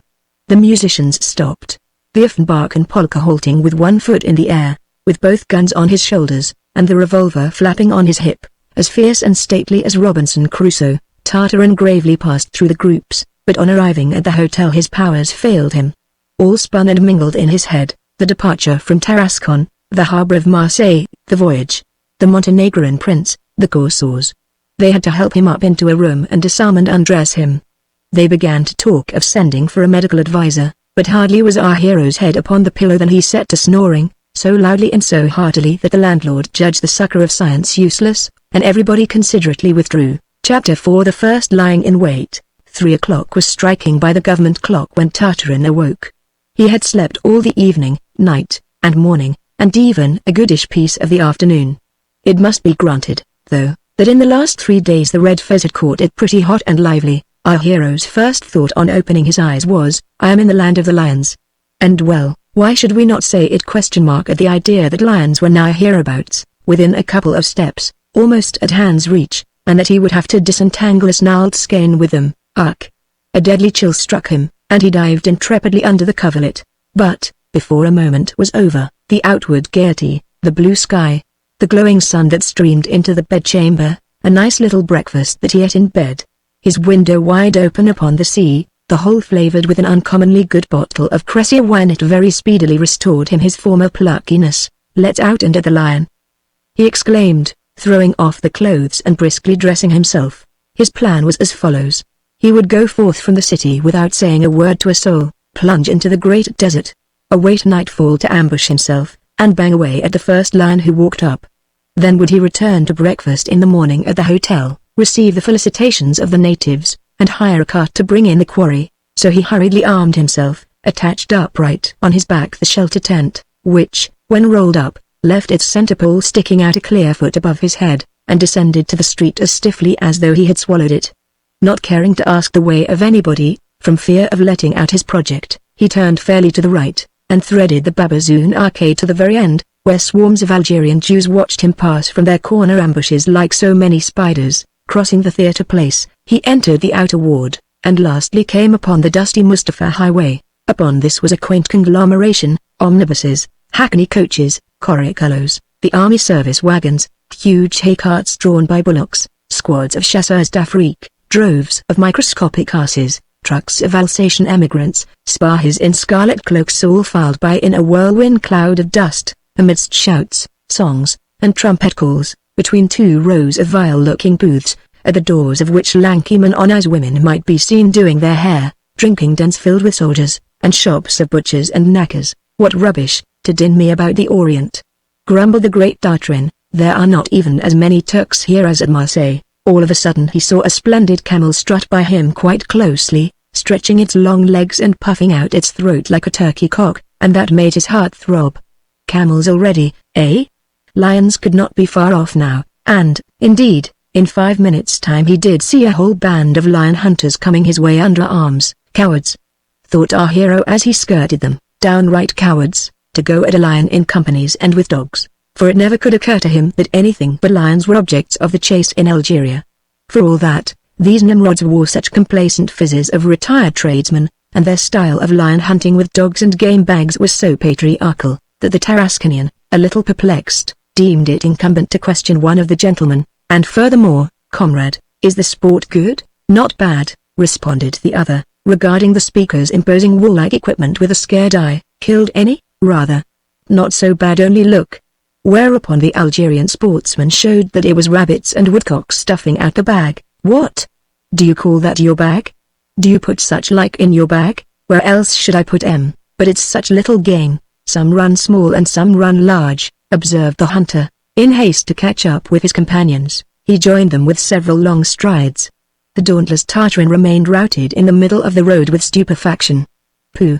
he ejaculated, after a moment's reflection, "these are jokers. They haven't killed anything whatever," and he went his way. Already the houses became scarcer, and so did the passengers. Dark came on and objects were blurred, though Tartarin walked on for half an hour more, when he stopped, for it was night. A moonless night, too, but sprinkled with stars. On the high road there was nobody. The hero concluded that lions are not stage coaches, and would not of their own choice travel the main ways.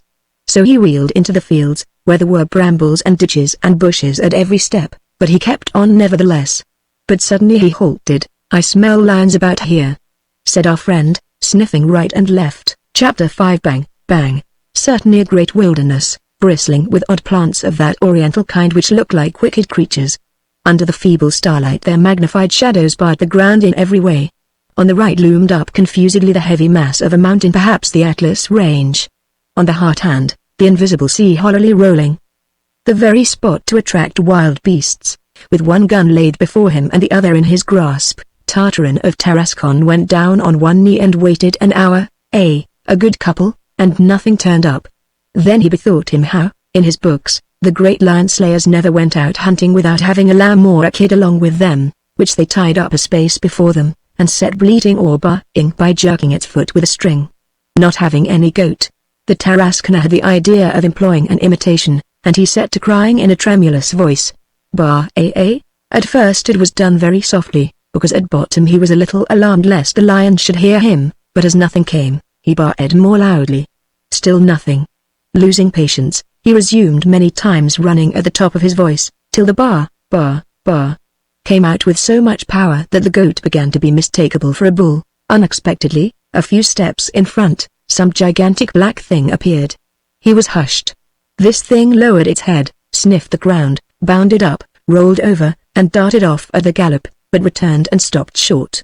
Who could doubt it was the lion? For now its 4 short legs could plainly be seen, its formidable mane and its large eyes gleaming in the gloom. Up went his gun into position.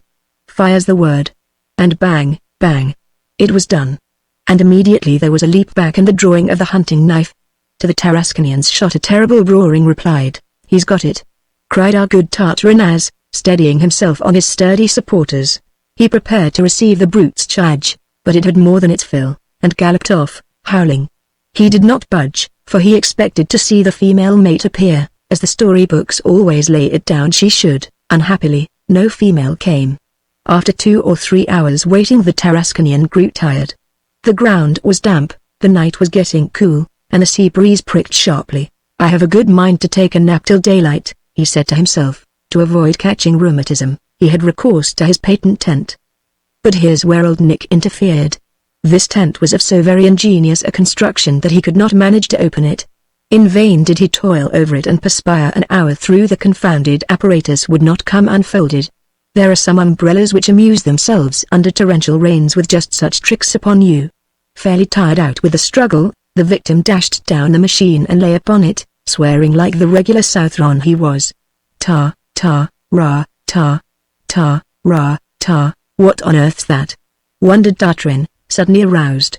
It was the bugles of the chasseurs d'Afrique sounding the turnout in the Mustafa barracks. The stupefied lion slayer rubbed his eyes, for he had believed himself out in the boundless wilderness, and do you know where he really was? In a field of artichokes, between a cabbage garden and a patch of beets. His Sahara grew kitchen vegetables. Close to him, on the pretty verdant slope of Upper Mustafa, the snowy villas glowed in the rosy rising sun. Anybody would believe himself in the neighborhood of Marseille, amongst its bastides and bastions. The commonplace and kitchen gardenish aspect of this sleep-steeped country much astonished the poor man, and put him in bad humor. These folk are crazy, he reasoned, to plant artichokes in the prowling ground of lions, for, in short, I have not been dreaming. Lions have come here, and there's the proof. What he called the proof was blood spots left behind the beast in its flight. Bending over this ruddy trail with his eye on the lookout and his revolver in his fist, the valiant Tarasconian went from artichoke to artichoke up to a little field of oats. In the trampled grass was a pool of blood, and in the midst of the pool, lying on its flank, with a large wound in the head, was a guess what? A lion, of course, not a bit of it. An ass! One of those little donkeys so common in Algeria, where they are called bourriquots. Chapter 6 Arrival of the female. A terrible combat. Game fellows meet here. Looking on his hapless victim, Tartarin's first impulse was one of vexation. There is such a wide gap between a lion and poor Jack. His second feeling was one of pity. The poor bourriquot was so pretty and looked so kindly. The hide on his still warm sides heaved and fell like waves. Tartarin knelt down, and strove with the end of his Algerian sash to stanch the blood, and all you can imagine in the way of touchingness was offered by the picture of this great man tending this little ass. At the touch of the silky cloth the donkey, who had not twopennyworth of life in him, opened his large grey eye and winked his long ears 2 or 3 times, as much as to say, "Oh, thank you," before a final spaz shook it from head to tail, whereafter it stirred no more. "Noi roared. Blackie!" suddenly screamed a voice, choking with anguish, as the branches in a thicket hard by moved at the same time. Tartarin had no more than enough time to rise and stand upon guard. This was the female. She rushed up, fearsome and roaring, under form of an old Alsatian woman, her hair in a kerchief, armed with large red umbrella, and calling for her ass, till all the echoes of Mustafa rang. It certainly would have been better for Tartarin to have had to deal with a lioness in fury than this old virago. In vain did the luckless sportsman try to make her understand how the blunder had occurred, and he had mistaken Noirod for a lion. The harridan believed he was making fun of her, and uttering energetical dare-duffles, fell upon our hero to bang him with a gingham. A little bewildered, Tartarin defended himself as best he could, warding off the blows with his rifle, streaming with perspiration, panting, jumping about, and crying out, "But, madame, but dash, much good his butts were." Madame was dull of hearing, and her blows continued hard as ever. Fortunately a third party arrived on the battlefield, the Alsatian's husband, of the same race, a roadside innkeeper, as well as a very good ready reckoner, which was better. When he saw what kind of a customer he had to deal with, a slaughterer who only wanted to pay the value of his victim, he disarmed his better half, and they came to an understanding. Tartarin gave 200 francs, the donkey being worth about 10 at least. That is the current price in the Arab markets. Then poor Blackie was laid to rest at the root of a fig tree, and the Alsatian, raised to joviality by the color of the Tarascon ducats, invited the hero to have a quencher with him in his wine shop, which stood only a few steps off on the edge of the highway. Every Sunday the sportsmen from the city came there to regale the morning, for the plain abounded with game, and there was no better place for rabbits for 2 leagues around. "How about lions?" inquired Tartarin. The Alsatian stared at him, greatly astounded. "Lions, yes, lions. Don't you see them sometimes?" resumed the poor fellow, with less confidence. The Boniface burst out in laughter. "Ho, ho! Bless us! Lions! What would we do with lions here? Are there, then, none in Algeria? Upon my faith, I never saw any, albeit I have been 20 years in the colony. Still, I believe I have heard tell of such a thing, leastwise, I fancy the newspapers said, but that is ever so much further inland down south, you know. At this point they reached the hostelry, a suburban pothouse, with a withered green bough over the door, crossed billiard cues painted on the wall, and this harmless sign over a picture of wild rabbits, feeding. "Game fellows meet here, game fellows." It made Tartarin think of Captain Bravida. Chapter 7 About an omnibus, a Moorish beauty, and a wreath of jessamine. Common people would have been discouraged by such a first adventure, but men of Tartarin's mettle do not easily get cast down. "The lions are in the south, are they?" mused the hero.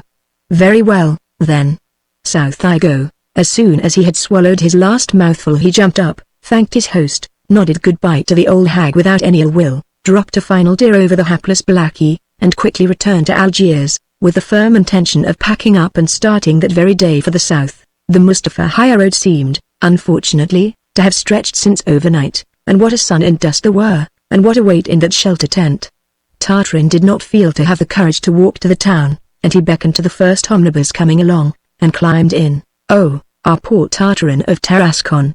How much better it would have been for his name and fame not to have stepped into that fatal ark on wheels, but to have continued on his road afoot, at the risk of falling suffocated beneath the burden of the atmosphere, the tent, and his heavy double-barreled rifles. When Tartarin got in the bus was full.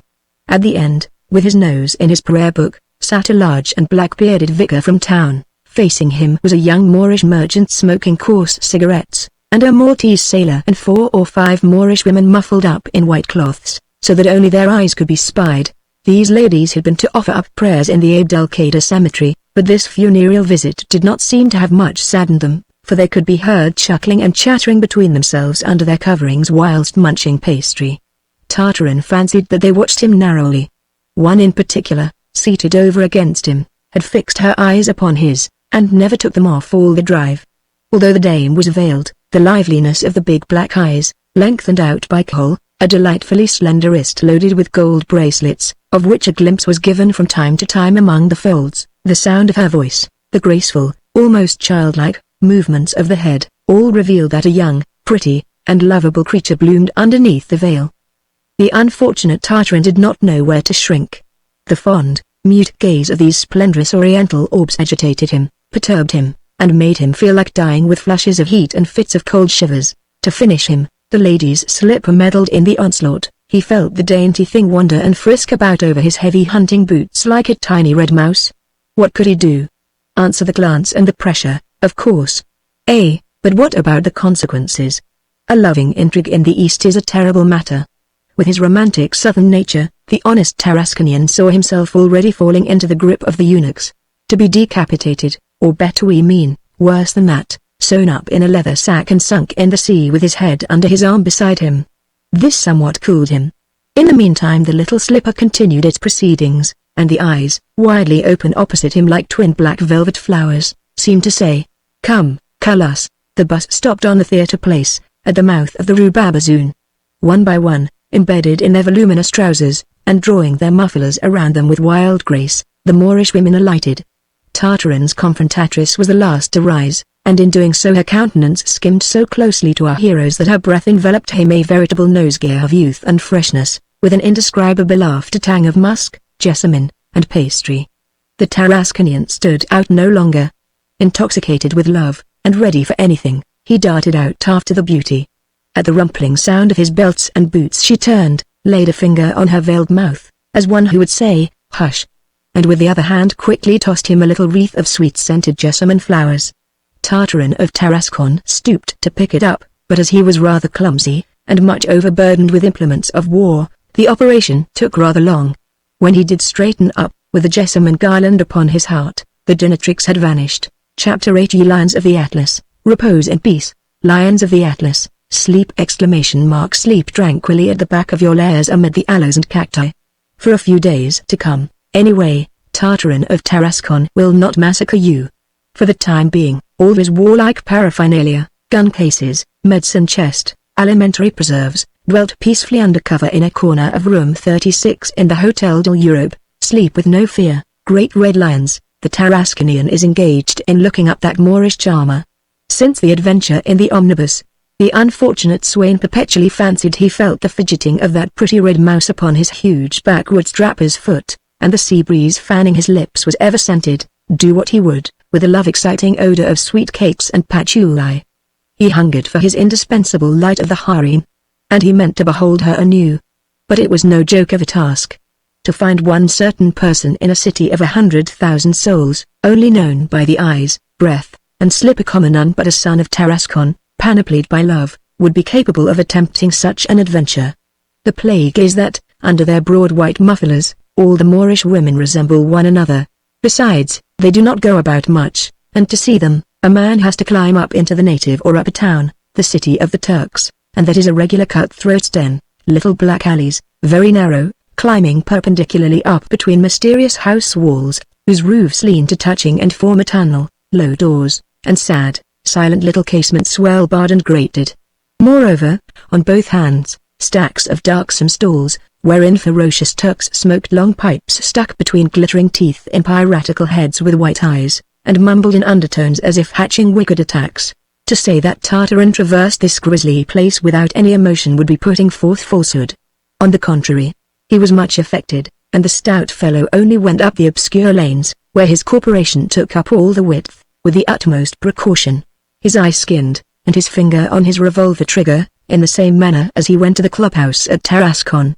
At any moment he expected to have a whole gang of eunuchs and janissaries drop upon his back, yet the longing to behold the dark damsel again gave him a giant's strength and boldness. For a full week the undaunted Tartarin never quitted the high town.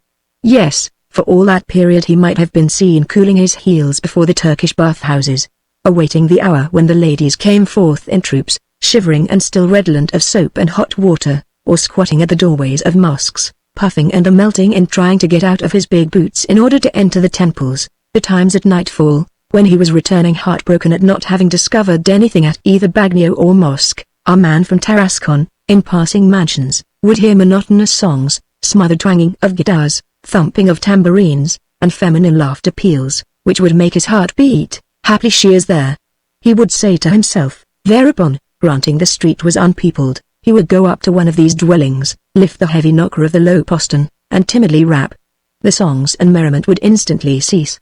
There would be audible behind the wall nothing excepting low, dull flutterings as in a slumbering aviary. Let's stick to it, old boy, our hero would think. Something will befall us yet. What most often befell him was the contents of the cold water jug on the head, or else peel of oranges and barberry figs, never anything more serious. Well might the lions of the Atlas Mountains doze in peace. Chapter 9 Prince Gregory of Montenegro. It was 2 long weeks that the unfortunate Tartarin had been seeking his Algerian flame, and most likely he would have been seeking after her to this day if the little god kind to lovers had not come to his help under the shape of a Montenegrin nobleman. It happened as follows. Every Saturday night in winter there is a masked ball at the Grand Theatre of Algiers, just as at the Paris Opera House. It is the undying and ever tasteless county fancy dress ball, very few people on the floor, several castaways from the Parisian students' ballrooms or midnight dance houses, Joans of Arc following the army, faded characters out of the Java costume book of 1840, and half a dozen laundresses underlings who are aiming to make loftier conquests, but still preserve a faint perfume of their former life, garlic and saffron sauce. The real spectacle is not there, but in the green room, transformed for the nonce into a hall of green cloth or gaming saloon. An infevered and motley mob hustle one another around the long green table covers, Turcos out for the day and staking their double halfpence, Moorish traders from the native town, Negroes, Maltese, colonists from the inland, who have come 40 leagues in order to risk on a turning card the price of a plough or of a yoke of oxen, all quivering, pale, clenching their teeth, and with that singular, wavering, sidelong look of the gamester, become a squint from always staring at the same card in the layout. A little apart are the tribes of Algerian Jews, playing among acquaintances. The men are in the oriental costume, hideously varied with blue stockings and velvet caps. The puffy and flabby women sit up stiffly in tight golden bodices. Grouped around the tables, the whole tribe wail, squeal, combine, reckon on the fingers, and play but little. Now and anon, however, after long conferences, some old patriarch, with a beard like those of saints by the old masters, detaches himself from the party and goes to risk the family juro. As long as the game lasted there would be a scintillation of Hebraic eyes directed on the board, dreadful black diamonds, which made the gold pieces shiver, and ended by gently attracting them, as if drawn by a thread. Then arose wrangles, quarrels, battles, oaths of every land, mad outcries in all tongues, knives flashing out, the guard marching in, and the money disappearing. It was into the thick of this saturnalia that the great Tartarin came straying one evening to find oblivion and heartsease. He was roving alone through the gathering, brooding about his Moorish beauty, when 2 angered voices arose suddenly from a gaming table above all the clamour and chink of coin. I tell you, Mzee, that I am 20 francs short. Stuff, Mzee, stuff yourself, Mzee, you shall learn whom you are addressing, Mzee, I am dying to do that, Mzee, I am Prince Gregory of Montenegro, Mzee. Upon this title Tartarin, much excited, cleft the throng and placed himself in the foremost rank, proud and happy to find his prince again. The Montenegrin noble of such politeness whose acquaintance he had begun on board of the mail steamer. Unfortunately the title of Highness, which had so dazzled the worthy Tarasconian, did not produce the slightest impression upon the chasseurs officer with whom the noble had his dispute. "I am much the wiser," observed the military gentleman sneeringly, and turning to the bystanders he added, "Prince Gregory of Montenegro, who knows any such a person?" "Nobody." The indignant Tartarin took one step forward. "Allow me." "I know the prince," said he, in a very firm voice, and with his finest Tarasconian accent. The light cavalry officer eyed him hard for a moment, and then, shrugging his shoulders, returned, "Come, that is good. Just you two share the 20 francs lacking between you, and let us talk no more on the score," whereupon he turned his back upon them and mixed with the crowd. The stormy Tartarin was going to rush after him, but the prince prevented that. "Let him go. I can manage my own affairs." Taking the interventionist by the arm, he drew him rapidly out of doors. When they were upon the square, Prince Gregory of Montenegro lifted his hat off, extended his hand to our hero, and as he but dimly remembered his name, he began in a vibrating voice. "Monsieur Barbarin, Tartarin," prompted the other, timidly. "Tartarin, Barbarin, no matter. Between us henceforward it is a league of life and death." The Montenegrin noble shook his hand with fierce energy. "You may infer that the Tarasconian was proud. Prince, he repeated enthusiastically. In a quarter of an hour subsequently the two gentlemen were installed in the Platanes restaurant, an agreeable late supper house, with terraces running out over the sea, where, before a hearty Russian salad, seconded by a nice Grecia wine, they renewed the friendship. You cannot imagine anyone more bewitching than this Montenegrin prince. Slender, fine, with crisp hair curled by the tongs, shaved a week under and pumice toned on that, bestard with out-of-the-way decorations. He had the wily eye, the fondling gestures, and vaguely the accent of an Italian, which gave him an air of Cardinal Mazarin without his chin tuft and moustaches. He was deeply versed in the Latin tongues, and lugged in quotations from Tacitus, Horace, and Caesar's commentaries at every opening. Of an old noble strain, it appeared that his brothers had him exiled at the age of 10, on account of his liberal opinions, since which time he had roamed the world for pleasure and instruction as a philosophical noble. A singular coincidence.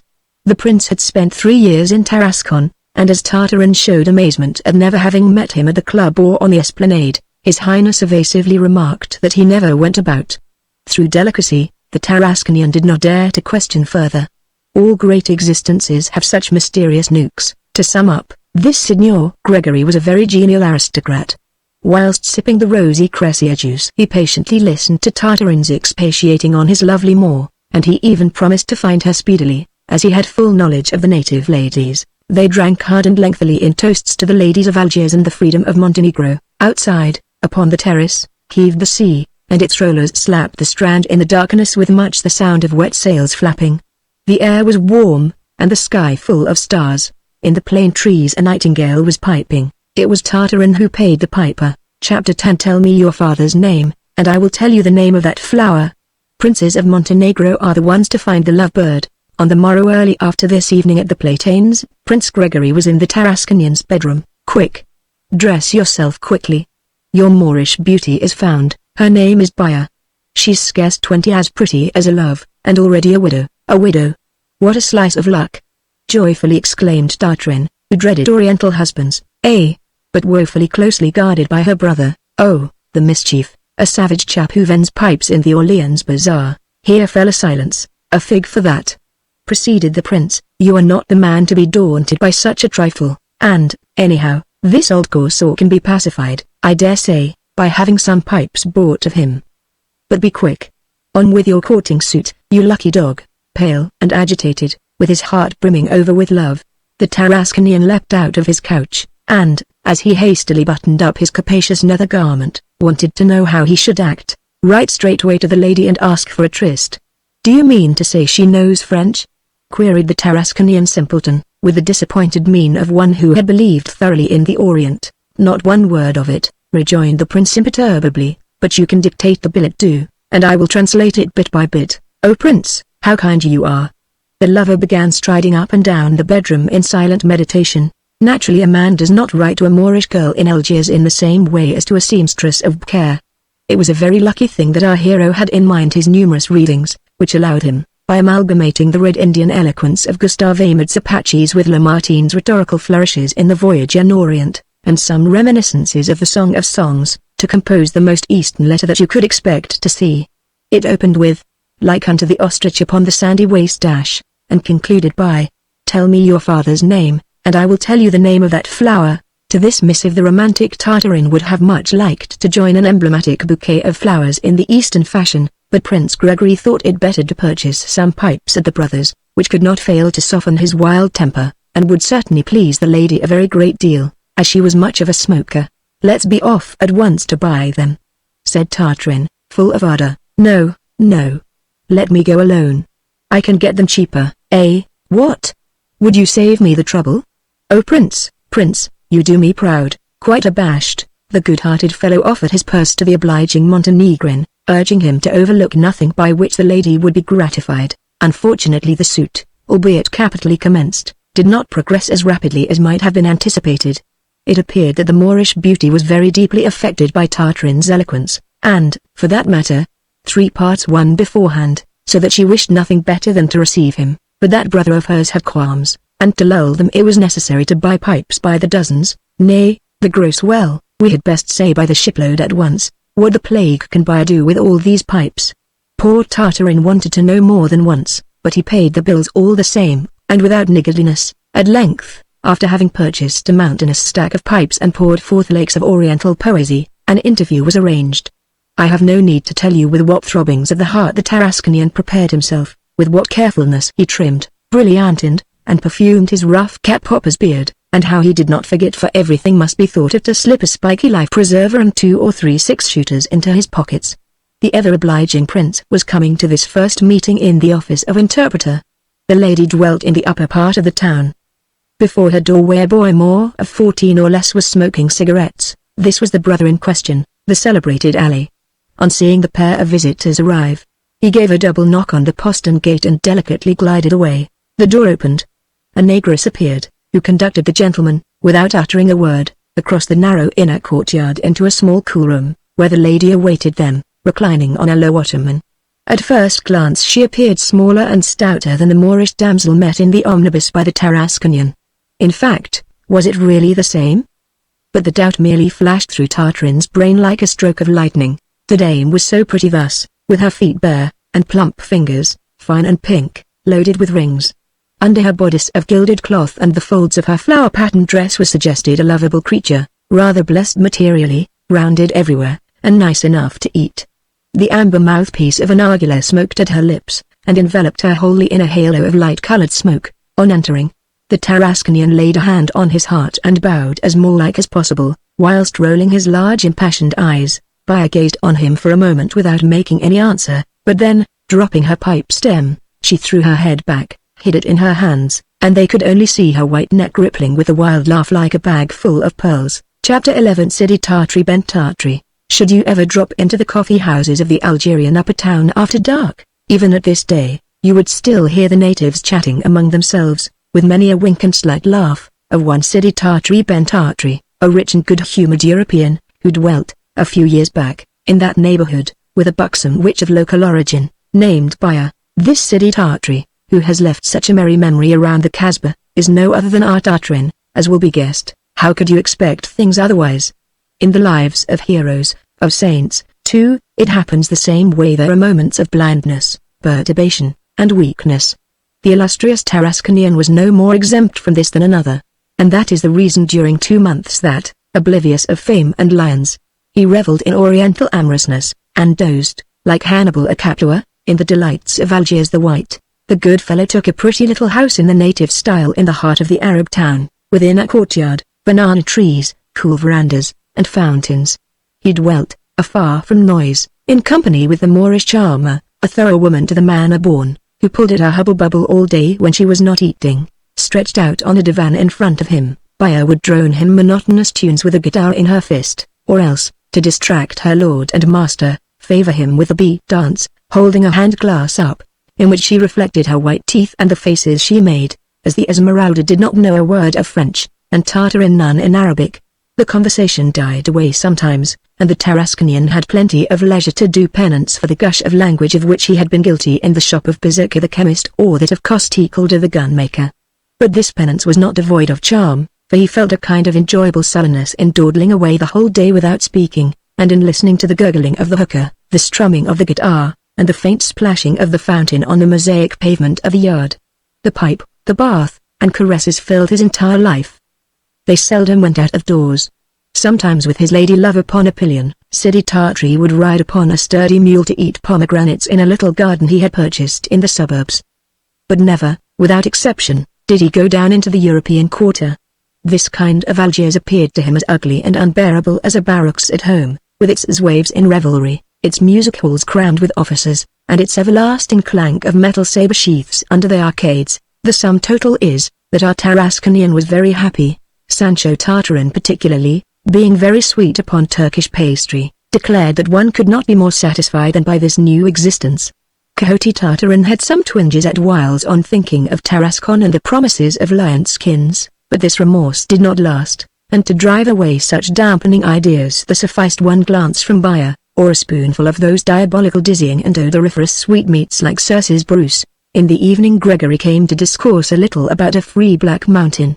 Of indefatigable obligingness, this amiable nobleman filled the functions of an interpreter in the household, or those of a steward at a pinch, and all for nothing for the sheer pleasure of it. Apart from him, Tartarin received none but Turks. All those fierce-headed pirates who had given him such frights from the backs of their black stalls turned out, when once he made their acquaintance, to be good inoffensive tradesmen, embroiderers, dealers in spice, pipe-mouthpiece turners, well-bred fellows, humble, clever, close, and first-class hands at homely card games. 4 or 5 times a week these gentry would come and spend the evening at Sidi Tartary's, winning his small change, eating his cakes and dainties, and delicately retiring on the stroke of 10 with thanks to the prophet. Left alone, Sidi Tartary and his faithful spouse by the broomstick wedding would finish the evening on their terrace, a broad white roof which overlooked the city. All around them 1,000 of other such white flats, placid beneath the moonshine, were descending like steps to the sea. The breeze carried up tinkling of guitars. Suddenly, like a shower of firework stars, a full, clear melody would be softly sprinkled out from the sky, and on the minaret of the neighboring mosque a handsome muezzin would appear, his blanched form outlined on the deep blue of the night, as he chanted the glory of Allah with a marvelous voice, which filled the horizon. Thereupon Bayer would let go her guitar, and with her large eyes turned towards the crier, seemed to imbibe the prayer deliciously. As long as the chant endured she would remain thrilled there in ecstasy, like an oriental saint. The deeply impressed Tartarin would watch her pray, and conclude that it must be a splendid and powerful creed that could cause such frenzies of faith. Tarascon, veil thy face. Here is a son of thine on the point of becoming a renegade. Chapter 12. The latest intelligence from Tarascon. Parting from his little country seat, Sidi Tartary was returning alone on his mule on a fine afternoon, when the sky was blue and the zephyrs warm. His legs were kept wide apart by ample saddle-bags of esparto cloth, swelled out with cedrats and watermelons. Lulled by the ring of his large stirrups, and rocking his body to the swing and swaying of the beast, the good fellow was thus traversing an adorable country, with his hands folded on his paunch, 3/4 gone, through heat, in a comfortable doze. All at once, on entering the town, a deafening appeal aroused him. Ahoy! What a monster fate is! Anybody take this for Monsieur Tartarin, on this name, and at the jolly southern accent. The Tarasconian lifted his head, and perceived, a couple of steps away, the honest down visage of Captain Barbassou, master of the Zouave, who was taking his absinthe at the door of a little coffee-house. Hey! Lord love you, Barbassou, said Tartarin, pulling up his mule. Instead of continuing the dialogue, Barbassou stared at him for a space ere he burst into a peal of such hilarity that Sidi Tartary sat back dumbfounded on his melons. What a stunning turban, my poor Monsieur Tartarin. Is it true, what they say of your having turned Turk? How is little Bayer? Is she still singing Marco la Bella, Marco la Bella? Repeated the indignant Tartarin. I'll have you to know, Captain, that the person you mention is an honorable Moorish lady, and one who does not know a word of French. Bayer does not know French. What lunatic asylum do you hail from, then? The good captain broke into still heartier laughter, but, seeing the chops of poor Sidi Tartary fall, he changed his course. Howsoever, mayhappen it is not the same lass. Let's reckon that I have mixed them up. Still, mark you, Monsieur Tartarin, you will do well, none the less, to distrust Algerian Moors and Montenegrin princes. Tartarin rose in the stirrups, making a wry face. "The prince is my friend, Captain. Come, come. Don't wax wrathy. Won't you have some bitters to sweeten you? No? Haven't you anything to say to the folks at home, neither?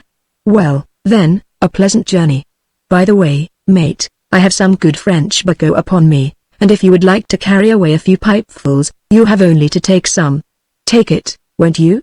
It's your beastly oriental baccos that have befogged your brain." Upon this the captain went back to his absinthe, whilst the moody Tartarin trotted slowly on the road to his little house. Although his great soul refused to credit anything, Barbasso's insinuations had vexed him, and the familiar adulations and home accent had awakened vague remorse. He found nobody at home, Baya having gone out to the bath. The negress appeared sinister and the dwelling saddening. A prey to inexpressible melancholy, he went and sat down by the fountain to load a pipe with Barbasso's tobacco. It was wrapped up in a piece of the Marseille Semaphore newspaper. On flattening it out, the name of his native place struck his eyes. Our Tarascon correspondent writes: "The city is in distress. There has been no news for several months from Tartarin the lion slayer, who set off to hunt the great feline tribe in Africa. What can have become of our heroic fellow countryman? Those hardly dare ask who know, as we do, how hot-headed he was, and what boldness and thirst for adventures were his. Has he, like many others, been smothered in the sands, or has he fallen under the murderous fangs of one of those monsters of the Atlas range of which he had promised the skins to the municipality? What a dreadful state of uncertainty! It is true some Negro traders, come to Caire, assert having met in the middle of the deserts a European whose description agreed with his. He was proceeding towards Timbuktu. May heaven preserve our Tartarin. When he read this, the son of Tarascon reddened, blanched, and shuddered. All Tarascon appeared under him, the club, the cap-poppers, Costecalder's green armchair, and, hovering over all like a spread eagle, the imposing moustaches of brave Commandant Bravida. At seeing himself here, as he was, cowardly lolling on a mat, whilst his friends believed him slaughtering wild beasts, Tartarin of Tarascon was ashamed of himself, and could have wept had he not been a hero. Suddenly he leapt up and thundered, "The lion, the lion! Down with him!" And dashing into the dusty lumber hole where mouldered the shelter tent, the medicine chest, the potted meats, and the gun cases, he dragged them out into the middle of the court. Sancho Tartarin was no more. Quixote Tartarin occupied the field of active life, only the time to inspect his armament and stores, don his harness, get into his heavy boots, scribble a couple of words to confide by to the prince, and slip a few bank notes sprinkled with tears into the envelope, and then the dauntless Tarasconian rolled away in the stagecoach on the Blider road, leaving the house to the negress, stupor-stricken before the pipe, the turban, and babooshes, all the Muslim shell of Sidi Tartary which sprawled piteously under the little white trefoils of the gallery. Part 3, Episode the 3rd, Among the Lions, Chapter 1. What becomes of the old stagecoaches? Come to look closely at the vehicle. It was an old stagecoach, all of the olden time, upholstered in faded deep blue cloth, with those enormous rough woolen balls which, after a few hours' journey, finally establish a raw spot in the small of your back. Tartarin of Tarascon had a corner of the inside, where he installed himself most free and easily, and, preliminarily to inspiring the rank emanations of the great African felines, the hero had to content himself with that homely old odor of a stagecoach, oddly composed of 1,000 smells, of man and woman, horses and harness, eatables and mildewed straw. There was a little of everything inside: a Trappist monk, some Jew merchants, 2 fast ladies going to join their regiment, the third hussars, a photographic artist from Orleansville, and so on. But, however charming and varied was the company, the Tarasconian was not in the mood for chatting. He remained quite thoughtful, with an arm in the armrest sling strap and his guns between his knees. All churned up his wits the precipitate departure, by his eyes of jet, the terrible chase he was about to undertake, to say nothing of this European coach, with its Noah's Ark aspect, rediscovered in the heart of Africa, vaguely recalling the Tarascon of his youth, with its races in the suburbs, jolly dinners on the riverside, a throng of memories. In short, gradually night came on. The guard lit up the lamps. The rusty diligence danced creakingly on its old springs. The horses trotted and their bells jangled. From time to time in the boot arose a dreadful clank of iron, that it was the war material. Tartarin of Tarascon, nearly overcome, dwelt a moment scanning the fellow passengers, comically shaken by the jolts, and dancing before him like the shadows in gallantry shows, till his eyes grew cloudy and his mind befogged, and only vaguely he heard the wheels grind and the sides of the conveyance squeak complainingly. Suddenly a voice called Tartarin by his name. The voice of an old fairy godmother, hoarse, broken, and cracked. "Monsieur Tartarin." 3 times. "Who's calling me?" "It's I, Monsieur Tartarin. Don't you recognize me? I am the old stagecoach who used to do the road betwixt Nîmes and Tarascon 20 years agone. How many times I have carried you and your friends when you went to shoot at caps over Jonquières or Bellegarde Way. I did not know you again at the first, on account of your Turk's cap and the flesh you have accumulated, but as soon as you began snoring what a rascal is good luck ! I wigged you straight away." "All right, that's all right enough," observed the Tarasconian, a shade vexed, but softening. He added, "But to the point, my poor old girl, whatever did you come out here for?" "Pooh! My good Monsieur Tartarin, I assure you I never came of my own free will. As soon as the Bcaire railway was finished I was considered good for naught, and shipped away into Algeria. And I am not the only one either. Bless you, next to all the old stagecoaches of France have been packed off like me. We were regarded as too much the conservative, the slow coaches d.c., and now we are here leading the life of a dog. This is what you in France call the Algerian railways." Here the ancient vehicle heaved the long-drawn sigh before proceeding. "My wheels and linchpin. Monsieur Tartarin, how I regret my lovely Tarascon. That was the good time for me, when I was young! You ought to have seen me starting off in the morning, washed with no stint of water and all a shine, with my wheels freshly varnished, my lamps blazing like a brace of suns, and my boot always rubbed up with oil. It was indeed lovely when the postilion cracked his whip to the tune of La Gaudigadou, the Tarasque, and the guard, his horn in its sling and laced cap cocked well over one ear, chucking his little dog, always in a fury, upon the top, climbed up himself with a shout, right away. Then would my 4 horses dash off to the medley of bells, barks, and horn blasts, and the windows fly open for all Tarascon to look with pride upon the Royal Mail coach dart over the King's Highway. What a splendid road that was, Monsieur Tartarin, broad and well kept, with its milestones, its little heaps of road metal at regular distances, and its pretty clumps of vines and olive trees on either hand. Then, again, the roadside inns so close together, and the changes of horses every 5 minutes. And what jolly, honest chaps my patrons were! Village mayors and parish priests going up to Nîmes to see their prefect or bishop, taffety weavers returning openly from the Mazet, collegians out on holiday leave, peasants in worked smock frocks, all fresh shaven for the occasion that morning, and up above, on the top, you gentlemen sportsmen, always in high spirits, and singing each your own family ballad to the stars as you came back in the dark. Dearie me! It's a change of times now.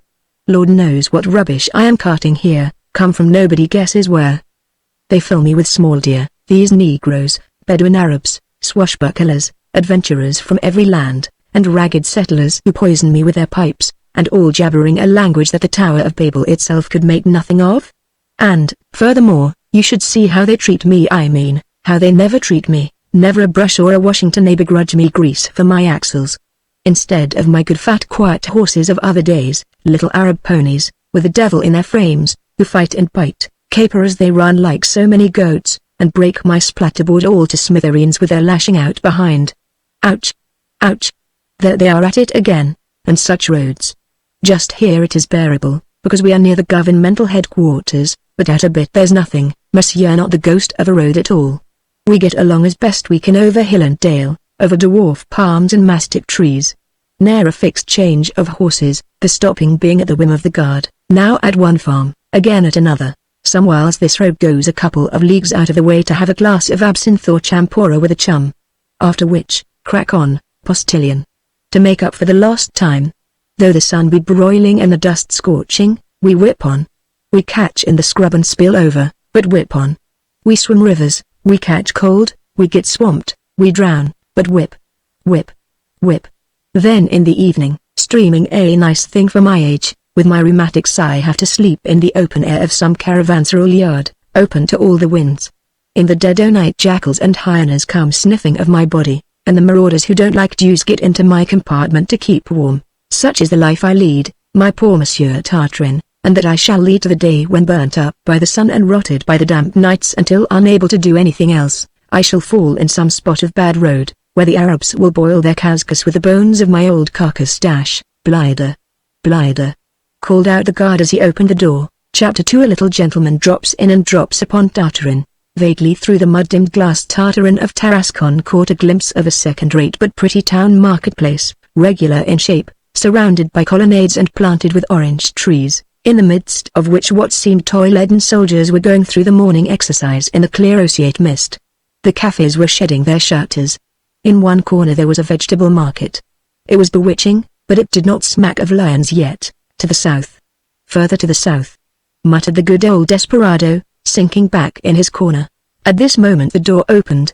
A puff of fresh air rushed in, bearing upon its wings, in the perfume of the orange blossoms, a little person in a brown frock coat, old and dry, wrinkled and formal, his face no bigger than your fist, his neckcloth of black silk 5 fingers wide, a notary's letter case, and umbrella the very picture of a village solicitor. On perceiving the Tarasconian's warlike equipment, the little gentleman, who was seated over against him, appeared excessively surprised, and set to studying him with burdensome persistency.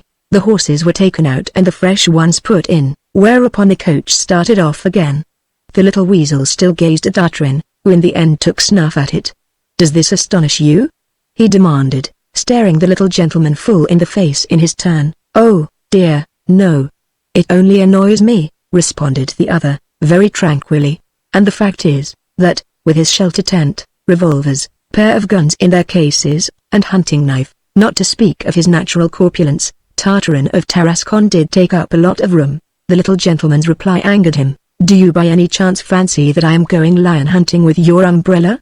queried the great man haughtily. The little man looked at his umbrella, smiled blandly, and still with the same lack of emotion, inquired, Oh, then you are Monsieur Tartarin of Tarascon, lion killer." In uttering these words the dauntless son of Tarascon shook the blue tassel of his fez like a mane. Through the vehicle was a spell of stupefaction. The Trappist brother crossed himself. The dubious woman uttered little screams of affright, and the Orleansville photographer bent over towards the lion's lair, already cherishing the unequaled honor of taking his likeness. The little gentleman, though, was not awed. "Do you mean to say that you have killed many lions, Monsieur Tartarin?" he asked, very quietly. The Tarasconian received his charge in the handsomest manner. "Is it many have I killed, monsieur? I wish you had only as many hairs on your head as I have killed of them." All the coach laughed on observing 3 yellow bristles standing up on the little gentleman's skull. In his turn, the Orleansville photographer struck in. "Yours must be a terrible profession, Monsieur Tartarin. You must pass some ugly moments sometimes. I have heard that poor Monsieur Bombinal." "Oh, yes. The panther killer," said Tartarin, rather disdainfully. "Do you happen to be acquainted with him?" inquired the insignificant person. Of course. Know him? Why, we have been out on the hunt over 20 times together." The little gentleman smiled. "So you also hunt panthers, Monsieur Tartarin?" he asked. "Sometimes, just for pastime," said the fiery Tarasconian. "But," he added, as he tossed his head with a heroic movement that inflamed the hearts of the 2 sweethearts of the regiment, "that's not worth lion hunting." "When all's said and done," ventured the photographer, "a panther is nothing but a big cat." "Right you are," said Tartarin, not sorry to abate the celebrated Bombinal's glory a little, particularly in the presence of ladies. Here the coach stopped. The conductor came to open the door, and addressed the insignificant little gentleman most respectfully, saying, "We have arrived, monsieur." The little gentleman got up, stepped out, and said, before the door was closed again, "Will you allow me to give you a bit of advice, Monsieur Tartarin?" "What is it, monsieur?" "Faith, you wear the look of a good sort of fellow, so I would, rather than not, let you have it. Get you back quickly to Tarascon, Monsieur Tartarin, for you are wasting your time here. There do remain a few panthers in the colony, but, out upon the big cats, they are too small game for you. As for lion hunting, that's all over. There are none left in Algeria, my friend Chassain having lately knocked over the last." Upon which the little gentleman saluted, closed the door, and trotted away chuckling, with his document wallet and umbrella. "Guard," asked Tartarin, screwing up his face contemptuously, "who under the sun is that poor little mannequin?" "What? Don't you know him?" "Why, there's Monsieur Bombinal." Chapter 3 A Monastery of Lions. At Miliana, Tartarin of Tarascon alighted, leaving the stagecoach to continue its way towards the south. 2 days rough jolting, 2 nights spent with eyes open to spy out of window if there were not discoverable the dread figure of a lion in the fields beyond the road. So much sleeplessness well deserved some hours' repose. Besides, if we must tell everything, since his misadventure with Bombinal, The outspoken Tartarin felt ill at ease, notwithstanding his weapons, his terrifying visage, and his red cap, before the Orleansville photographer and the two ladies fond of the military, so he proceeded through the broad streets of Milan, full of fine trees and fountains, but whilst looking up a suitable hotel, the poor fellow could not help musing over Bombonnel's words. Suppose they were true? Suppose there were no more lions in Algeria? What would be the good then of so much running about and fatigue? Suddenly, at the turn of a street, our hero found himself face to face with what? Guess. A donkey, of course. A donkey? A splendid lion this time, waiting before a coffee-house door, royally sitting up on his hindquarters, with his tawny mane gleaming in the sun. What possessed them to tell me that there were no more of them? Exclaimed the Tarasconian, as he made a backward jump.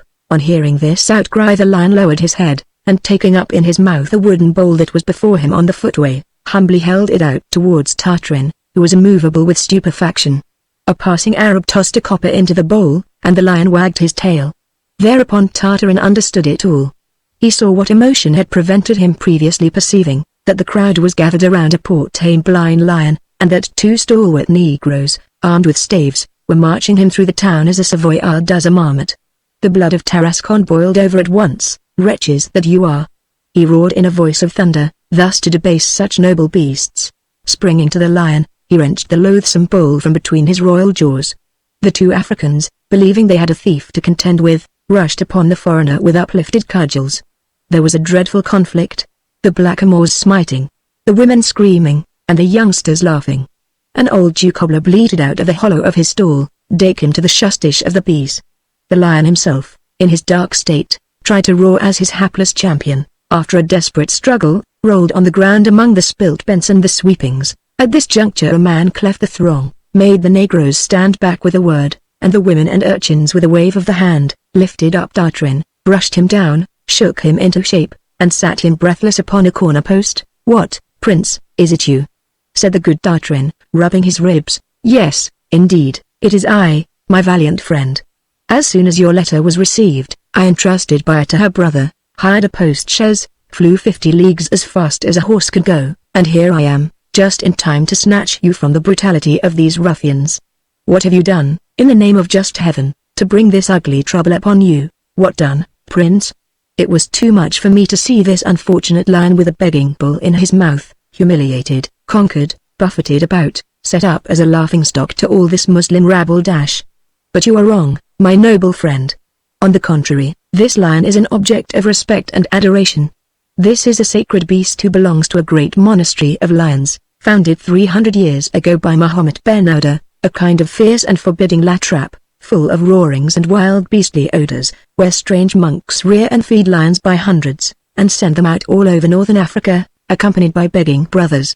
The alms they receive serve for the maintenance of the monastery and its mosques, and the two Negroes showed so much displeasure just now because it was their conviction that the lion under their charge would forthwith devour them if a single penny of their collection were lost or stolen through any fault of theirs. On hearing this incredible and yet veracious story, Tartarin of Tarascon was delighted, and sniffed the air noisily. "What pleases me in this," he remarked, as the summing up of his opinion, "is that, whether Monsieur Bombonnel likes it or not, there are still lions in Algeria." "I should think there were," ejaculated the prince enthusiastically. "We will start tomorrow beating up the Shelif plain, and you will see lions enough." "What, Prince? Have you an intention to go hunting, too?" "Of course. Do you think I am going to leave you to march by yourself into the heart of Africa, in the midst of ferocious tribes of whose languages and usages you are ignorant? No, no, illustrious Tartarin, I shall quit you no more. Go where you will, I shall make one of the party, O Prince." "Prince." The beaming Tartarin hugged the devoted Gregory to his breast at the proud thought of his going to have a foreign prince to accompany him in his hunting, after the example of Jules Gerard, Bombonnel, and other famous lion slayers. Chapter 4. The caravan on the march. Leaving Milan at the earliest hour next morning, the intrepid Tartarin and the no less intrepid Prince Gregory descended towards the Shelif plain through a delightful gorge shaded with jessamine, carouba, tuias, and wild olive trees, between hedges of little native gardens and thousands of merry, lively rills which scampered down from rock to rock with a singing splash. A bit of landscape meet for the Lebanon, as much loaded with arms as the great Tartarin. Prince Gregory had, over and above that, donned a queer but magnificent military cap, all covered with gold lace and a trimming of oak leaves in silver cord, which gave His Highness the aspect of a Mexican general or a railway station master on the banks of the Danube. This plague of a cap much puzzled the beholder, and as he timidly craved some explanation, the prince gravely answered, "It is a kind of headgear indispensable for travel in Algeria." Whilst brightening up the peak with a sweep of his sleeve, he instructed his simple companion in the important part which the military cap plays in the French connection with the Arabs, and the terror this article of army insignia alone has the privilege of inspiring, so that the civil service has been obliged to put all its employees in caps, from the extra copyist to the receiver general. To govern Algeria, the prince is still speaking, there is no need of a strong head, or even of any head at all. A military cap does it alone, if showy and belaced, and shining at the top of a non-human pole, like Gessler's. Thus chatting and philosophizing, the caravan proceeded. The barefooted porters leapt from rock to rock with ape-like screams. The gun cases clanked, and the guns themselves flashed. The natives who were passing, salaamed to the ground before the magic cap. Up above, on the ramparts of Milayana, the head of the Arab department, who was out for an airing with his wife, hearing these unusual noises, and seeing the weapons gleam between the branches, fancied there was a revolt, and ordered the drawbridge to be raised, the general alarm to be sounded, and the whole town put under a state of siege. A capital commencement for the caravan. Unfortunately, before the day ended, things went wrong. Of the black luggage bearers, one was doubled up with atrocious colics from having eaten the diachylin out of the medicine chest, another fell on the roadside dead drunk with camphorated brandy, the third, carrier of the travelling album, deceived by the gilding on the clasps into the persuasion that he was flying with the treasures of Mecca, ran off into the Zakar on his best legs. This required consideration. The caravan halted, and held a council in the broken shadow of an old fig tree. "It's my advice that we turn up Negro porters from this evening forward," said the prince, trying without success to melt a cake of compressed meat in an improved patent triple-bottomed saucepan. "There is, happily, an Arab trader quite near here. The best thing to do is to stop there, and buy some donkeys." "No, no, no donkeys," quickly interrupted Tartarin, becoming quite red at memory of Noirod. "How can you expect," he added, hypocrite that he was, "that such little beasts could carry all our apparatus?" The prince smiled. "You are making a mistake, my illustrious friend. However weakly and meager the Algerian bourriquot may appear to you, he has solid loins. He must have them so to support all that he does. Just ask the Arabs. Hark to how they explain the French colonial organization. On the top, they say, is Mossou, the governor, with a heavy club to rap the staff, for revenge, canes the soldier clubs the settler, and he hammers the Arab smites the Negro beats the Jew, and he takes it out of the donkey. The poor bourriquot, having nobody to belabor, arches up his back and bears it all. You see clearly now that he can bear your boxes." "All the same," remonstrated Tartarin, "it strikes me that jackasses will not chime in nicely with the effect of our caravan. I want something more oriental. For instance, if we could only get a camel dash." "As many as you like," said His Highness, and off they started for the Arab mart. It was held a few miles away, on the banks of the Shelif. There were 5,000 or 6,000 Arabs in tatters here, groveling in the sunshine and noisily trafficking, amid jars of black olives, pots of honey, bags of spices, and great heaps of cigars. Huge fires were roasting whole sheep, basted with butter, in open-air slaughterhouses. Stark naked Negroes, with ruddy arms and their feet in gore, were cutting up kids hanging from cross-poles, with small knives. In one corner, under a tent patched with 1,000 colors, a Moorish clerk of the market in spectacles scrawled in a large book. Here was a cluster of men shouting with rage. It was a spinning jenny game, set on a corn measure, and Kabyles were ready to cut one another's throats over it. Yonder were laughs and contortions of delight. It was a Jew trader on a mule drowning in the Shelif.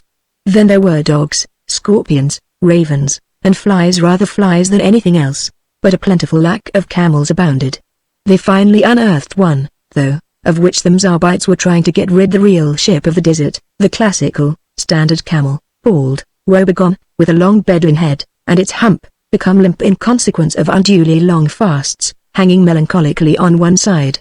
Tartarin considered it so handsome that he wanted the entire party to get upon it. Still his oriental craze, the beast knelt down for them to strap on the boxes. The prince enthroned himself on the animal's neck. For the sake of the greater majesty, Tartarin got them to hoist him on the top of the hump between two boxes, where, proud, and cozily settled down, he saluted the whole market with a lofty wave of the hand, and gave the signal of departure, thunderation.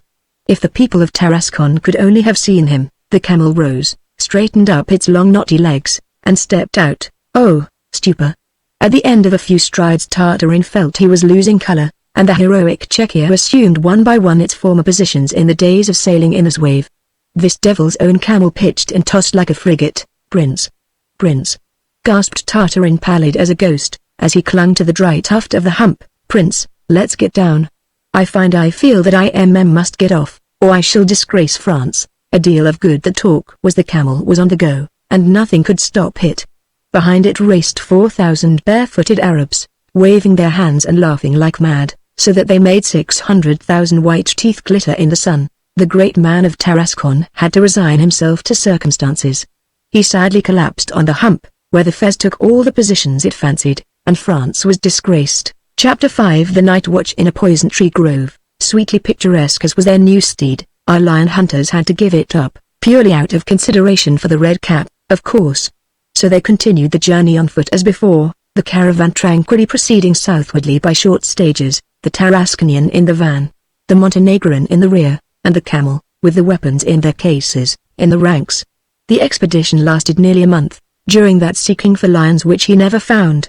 The dreadful Tartarin roamed from Douai to Douai on the immense plain of the Shelif, through the odd but formidable French Algeria, where the old Oriental perfumes are complicated by a strong blend of absinthe and the barracks, Abraham and Azusa mingled, something fairy tale-like and simply burlesque, like a page of the Old Testament related by Tommy Atkins, a curious sight for those who have eyes that can see.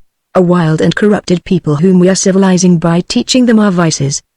The ferocious and uncontrolled authority of grotesque bashaws, who gravely use their grand cordons of the Legion of Honor as handkerchiefs, and for a mere ye or nay order a man to be bastinadoed.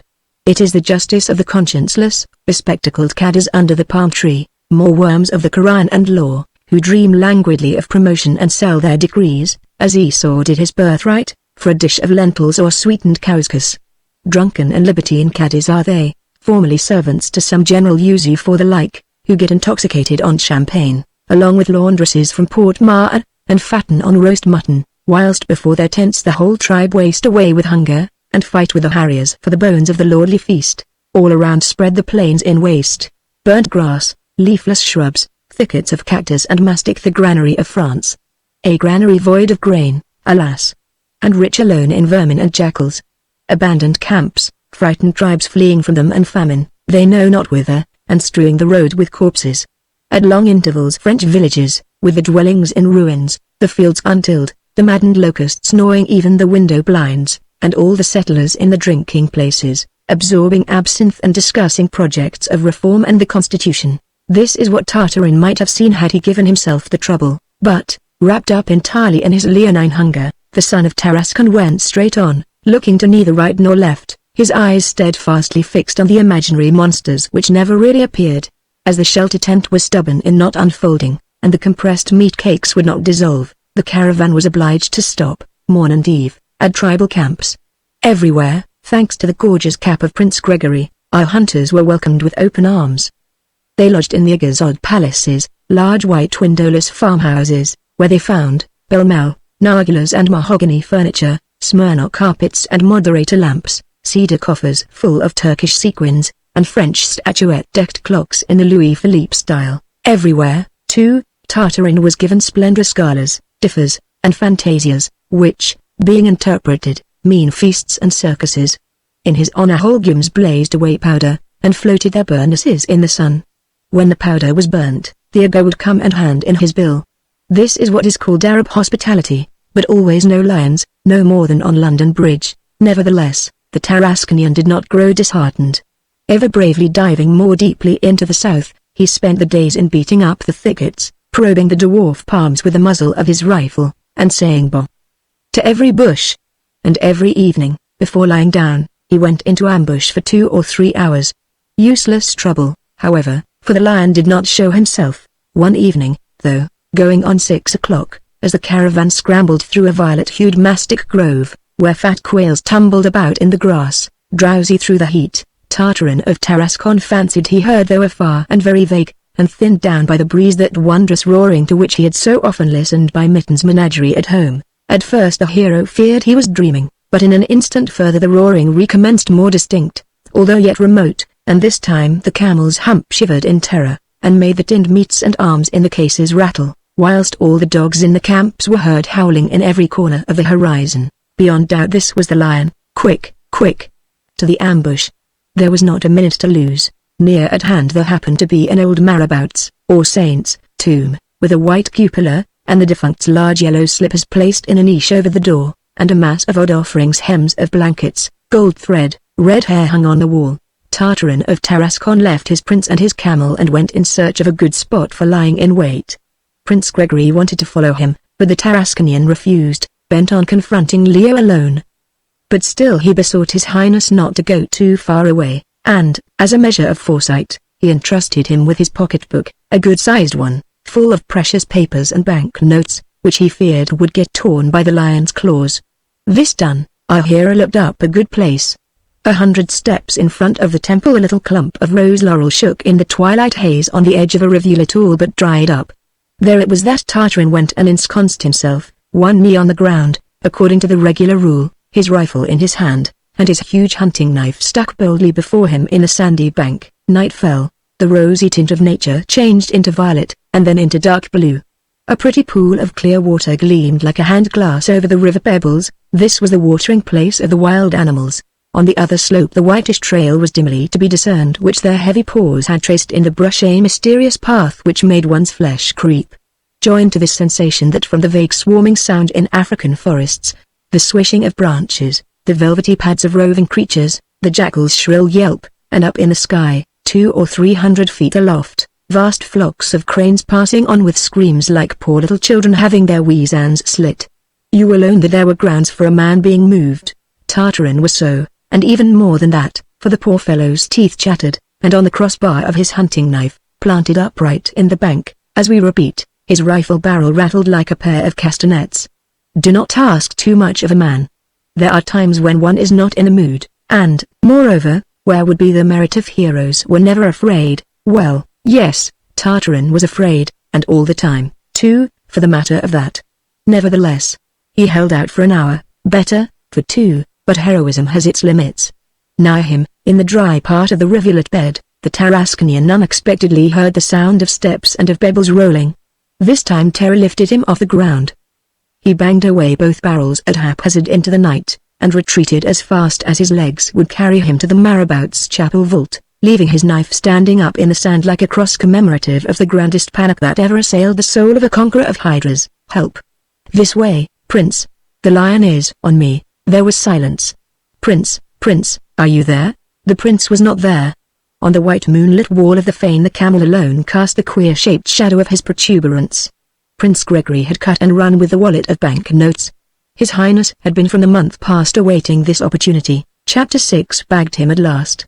It was not until early on the morrow of this adventurous and dramatic eve that our hero awoke, and acquired assurance doubly sure that the prince and the treasure had really gone off, without any prospect of return. When he saw himself alone in the little white tomb house, betrayed, robbed, abandoned in the heart of savage Algeria, with a one-humped camel and some pocket money as all his resources, then did the representative of Tarascon for the first time doubt. He doubted Montenegro, friendship, glory, and even lions, and the great man blubbered bitterly, whilst he was pensively seated on the sill of the sanctuary, holding his head between his hands and his gun between his legs, with the camel mooning at him. The thicket over the way was divided, and the stupor-stricken Tartarin saw a gigantic lion appear not a dozen paces off. It thrust out its high head and emitted powerful roars, which made the temple walls shake beneath their votive decorations, and even the saints' slippers dance in their niche. The Tarasconian alone did not tremble. At last you've come, he shouted, jumping up and leveling the rifle. Bang, bang. Went a brace of shells into its head. It was done. For a minute, on the fiery background of the African sky, there was a dreadful firework display of scattered brains, smoking blood, and tawny hair. When all fell, Tartarin perceived 2 colossal negroes furiously running towards him, brandishing cudgels. They were his 2 negro acquaintances of Miliana. Oh, misery! This was the domesticated lion, the poor blind beggar of the Mohammed monastery, whom the Tarasconian's bullets had knocked over. This time, spite of Mahound, Tartarin escaped neatly. Drunk with fanatical fury, The two African collectors would have surely beaten him to pulp had not the god of chase and war sent him a delivering angel in the shape of the rural constable of the Orleansville commune. By a bypath this guard Schumpeter came up, his sword tucked under his arm. The sight of the municipal cap suddenly calmed the Negro's choler. Peaceful and majestic, the officer with the brass badge drew up a report on the affair, ordered the camel to be loaded with what remained of the king of beasts, and the plaintiffs as well as the delinquent to follow him, proceeding to Orleansville, where all was deposited with the law court's receiver. There issued a long and alarming case. After the Algeria of the native tribes which he had overrun, Tartarin of Tarascon became thence acquainted with another Algeria, not less weird and to be dreaded than Algeria in the towns, surcharged with lawyers and their papers. He got to know the pettifog who does business at the back of a cafe, the legal bohemian with documents reeking of wormwood bitters and white neckcloths spotted with champora, the ushers, the attorneys, all the locusts of stamped paper, meager and famished, who eat up the colonist body and boot say, to the very straps of them, and leave him peeled to the core like an Indian cornstalk, stripped leaf by leaf. Before all else it was necessary to ascertain whether the lion had been killed on the civil or the military territory. In the former case the matter regarded the Tribunal of Commerce, in the second, Tartarin would be dealt with by the Council of War, and at the mere name the impressionable Tarasconian saw himself shot at the foot of the ramparts or huddled up in a casemate silo. The puzzle lay in the limitation of the two territories being very hazy in Algeria. At length, after a month's running about, entanglements, and waiting under the sun in the yards of Arab departmental offices, it was established that, whereas the lion had been killed on the military territory, on the other hand Tartarin was in the civil territory when he shot. So the case was decided in the civil courts, and our hero was let off on paying 2,500 francs damages, costs not included. How could he pay such a sum? The few piastres escaped from the prince's sweep had long since gone in legal documents and judicial libations.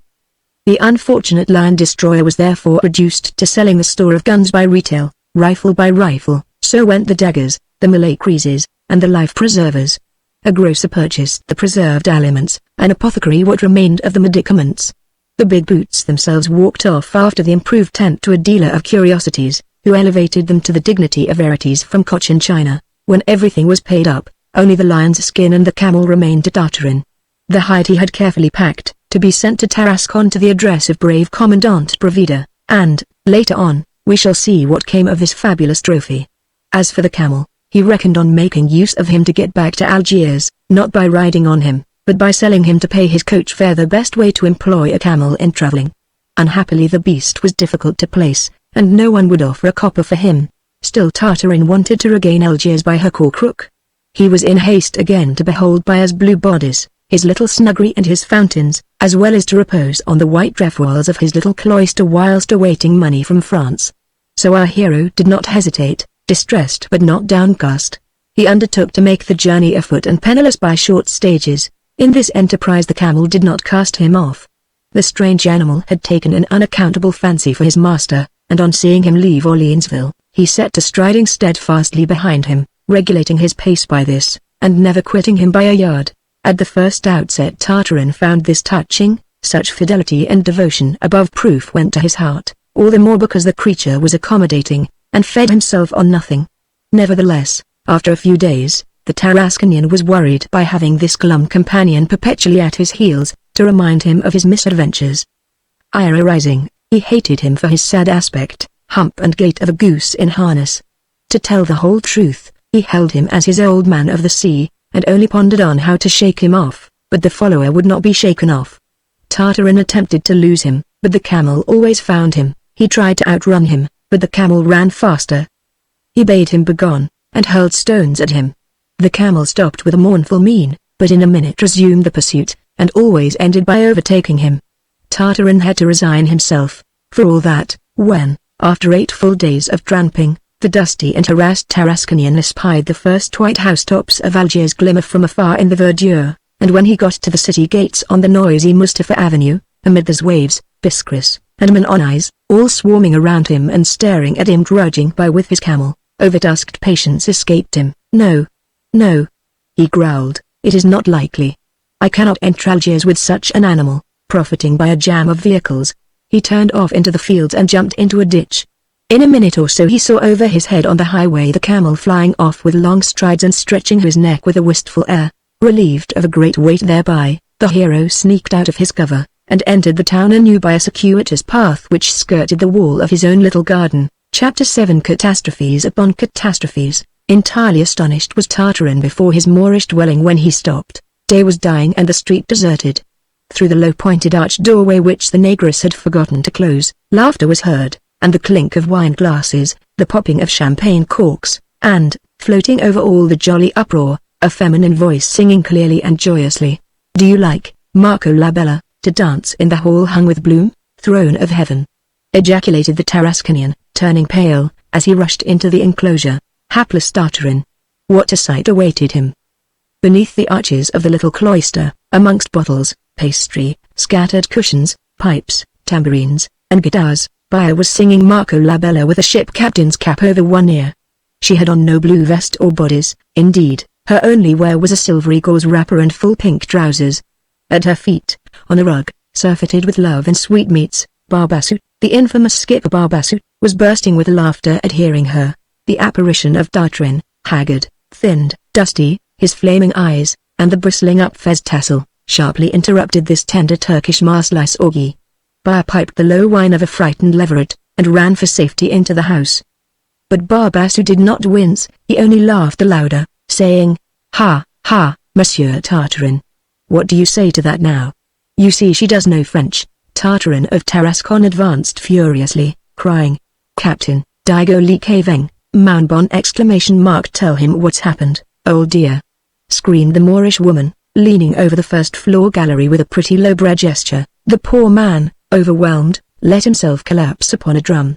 His genuine Moorish beauty not only knew French, but the French of Marseille. "I told you not to trust the Algerian girls," observed Captain Barbassou sententiously. "They're as tricky as your Montenegrin prince." Tartarin lifted his head. "Do you know where the prince is?" "Oh, he's not far off. He has gone to live 5 years in the handsome prison of Mustafa." The rogue let himself be caught with his hand in the pocket. "Anyways, this is not the first time he has been clapped into the calaboose. His Highness has already done 3 years somewhere." "Ian, stop a bit. I believe it was at Tarascon." "At Tarascon," cried out her worthiest son, abruptly enlightened. "That's how he only knew one part of the town, hey?" "Of course. Tarascon a jail bird's-eye view from the state prison. I tell you, my poor Monsieur Tartarin, you have to keep your peepers jolly well skinned in this deuce of a country, or be exposed to very disagreeable things. For example, there's the muezzin's game with you." "What game?" "Which muezzin?" "Why on, of course. The chap across the way who is making up to Baya. That newspaper. The Akbar told the yarn t'other day, and all Algiers is laughing over it even now. It is so funny for that steeplejack up aloft in his crow's nest to make declarations of love under your very nose to the little beauty whilst singing out his prayers, and making appointments with her between bits of the Koran. Why, then, they're all scamps in this country," howled the unlucky Tarasconian. Barbassou snapped his fingers like a philosopher. "My dear lad, you know, these new countries are rum. But, anyhow, if you'll believe me, you'd best cut back to Tarascon at full speed." "It's easy to say, cut back. Where's the money to come from? Don't you know that I was plucked out there in the desert?" "What does that matter?" said the captain merrily. "There's wave sails tomorrow, and if you like I will take you home. Does that suit you, mate? Eh? Then all goes well. You have only one thing to do. There are some bottles of fizz left, and half the pie. Sit you down and pitch in without any grudge." After the minute's wavering which self-respect commanded, the Tarasconian chose his course manfully. Down he sat, and they touched glasses. Baya, gliding down at that chink, sang the finale of Marco la Bella, and the jollification was prolonged deep into the night. About 3 a.m., with a light head but a heavy foot, our good Tarasconian was returning from seeing his friend the captain off when, in passing the mosque, the remembrance of his muezzin and his practical jokes made him laugh, and instantly a capital idea of revenge flitted through his brain. The door was open. He entered, threaded long corridors hung with mats, mounted and kept on mounting till he finally found himself in a little oratory, where an open-work iron lantern swung from the ceiling, and embroidered an odd pattern in shadows upon the blanched walls. There sat the crier on a divan, in his large turban and white pelisse, with his Mostaganam pipe, and a bumper of absinthe before him, which he whipped up in the orthodox manner, whilst awaiting the hour to call true believers to prayer. At view of Tartarin, he dropped his pipe in terror. "Not a word, knave," said the Tarasconian, full of his project. "Quick! Off with turban and coat." The Turkish priest crier tremblingly handed over his outer garments, as he would have done with anything else. Tartarin donned them, and gravely stepped out upon the minaret platform. In the distance the sea shone. The white roofs glittered in the moonbeams. On the sea breeze was heard the strumming of a few belated guitars. The Tarasconian muezzin gathered himself up for the effort during a space, and then, raising his arms, he set to chanting in a very shrill voice. "Lala ilala. Muhammad is an old humbug. The Orient, the Quran, Bashars, lions, Moorish beauties, they are all not worth the fly's ship. There is nothing left but gammoners. Long live Tarascon," whilst the illustrious Tartarin, in his queer jumbling of Arabic and Provençal, flung his mirthful maledictions to the four quarters, sea, town, plain and mountain. The clear, solemn voices of the other muezzins answered him, taking up the strain from minaret to minaret, and the believers of the upper town devoutly beat their bosoms. Chapter 8 Tarascon again. Midday has come. The Zouave had her steam up, ready to go. Upon the balcony of the Valentin Café, high above, the officers were leveling telescopes, and, with the colonel at their head, looking at the lucky little craft that was going back to France. This is the main distraction of the staff. On the lower level, the roads glittered. The old Turkish cannon breeches, stuck up along the waterside, blazed in the sun. The passengers hurried, Biskras and Manonais piled their luggage up in the wherries. Tartarin of Tarascon had no luggage. Here he comes down the Rue de la Marine through the little market, full of bananas and melons, accompanied by his friend Barbassou. The hapless Tarasconian left on the Moorish strand his gun cases and his illusions, and now he had to sail for Tarascon with his hands in his otherwise empty pockets. He had barely leapt into the captain's cutter before a breathless beast slid down from the heights of the square and galloped towards him. It was the faithful camel, who had been hunting after his master in Algiers during the last 24 hours. On seeing him, Tartarin changed countenance, and feigned not to know him, but the camel was not going to be put off. He scampered along the quay, he whinnied for his friend, and regarded him with affection. "Take me away," his sad eyes seemed to say, "take me away in your ship, far, far from this sham Arabia, this ridiculous land of the East, full of locomotives and stage-coaches, where a camel is so sorely out of keeping that I do not know what will become of me. You are the last real Turk, and I am the last camel. Do not let us part, oh my Tartarin. Is that camel yours?" The captain inquired. "Not a bit of it," replied Tartarin, who shuddered at the idea of entering Tarascon with that ridiculous escort, and, impudently denying the companion of his misfortunes. He spurned the Algerian soil with his foot, and gave the cutter the shoving off start. The camel sniffed of the water, extended its neck, cracked its joints, and, jumping in behind the rowboat at haphazard, he swam towards the Zouave with his humpback floating like a bladder, and his long neck projecting over the wave like the beak of a galley. Cutter and camel came alongside the mail steamer together. "This dromedary regularly cuts me up," observed Captain Barbassou, quite affected. "I have a good mind to take him aboard and make a present of him to the zoological gardens at Marseille." And so they hauled up the camel with many blocks and tackles upon the deck, being increased in weight by the brine, and the Zouave started. Tartarin spent the 2 days of the crossing by himself in his stateroom, not because the sea was rough, or that the red fez had too much to suffer, but because the deuced camel, as soon as his master appeared above decks, showed him the most preposterous attentions. You never did see a camel make such an exhibition of a man as this. From hour to hour, through the cabin portholes, where he stuck out his nose now and then, Tartarin saw the Algerian blue sky pale away, until one morning, in a silvery fog, he heard with delight Marseille bells ringing out. Their Zouave had arrived and cast anchor. Our man, having no luggage, got off without saying anything, hastily slipped through Marseille for fear he was still pursued by the camel, and never breathed till he was in a third-class carriage making for Tarascon. Deceptive security. Hardly were they 2 leagues from the city before every head was stuck out of window. There were outcries and astonishment. Tartarin looked in his turn, and what did he descry? The camel, reader. The inevitable camel, racing along the line behind the train, and keeping up with it.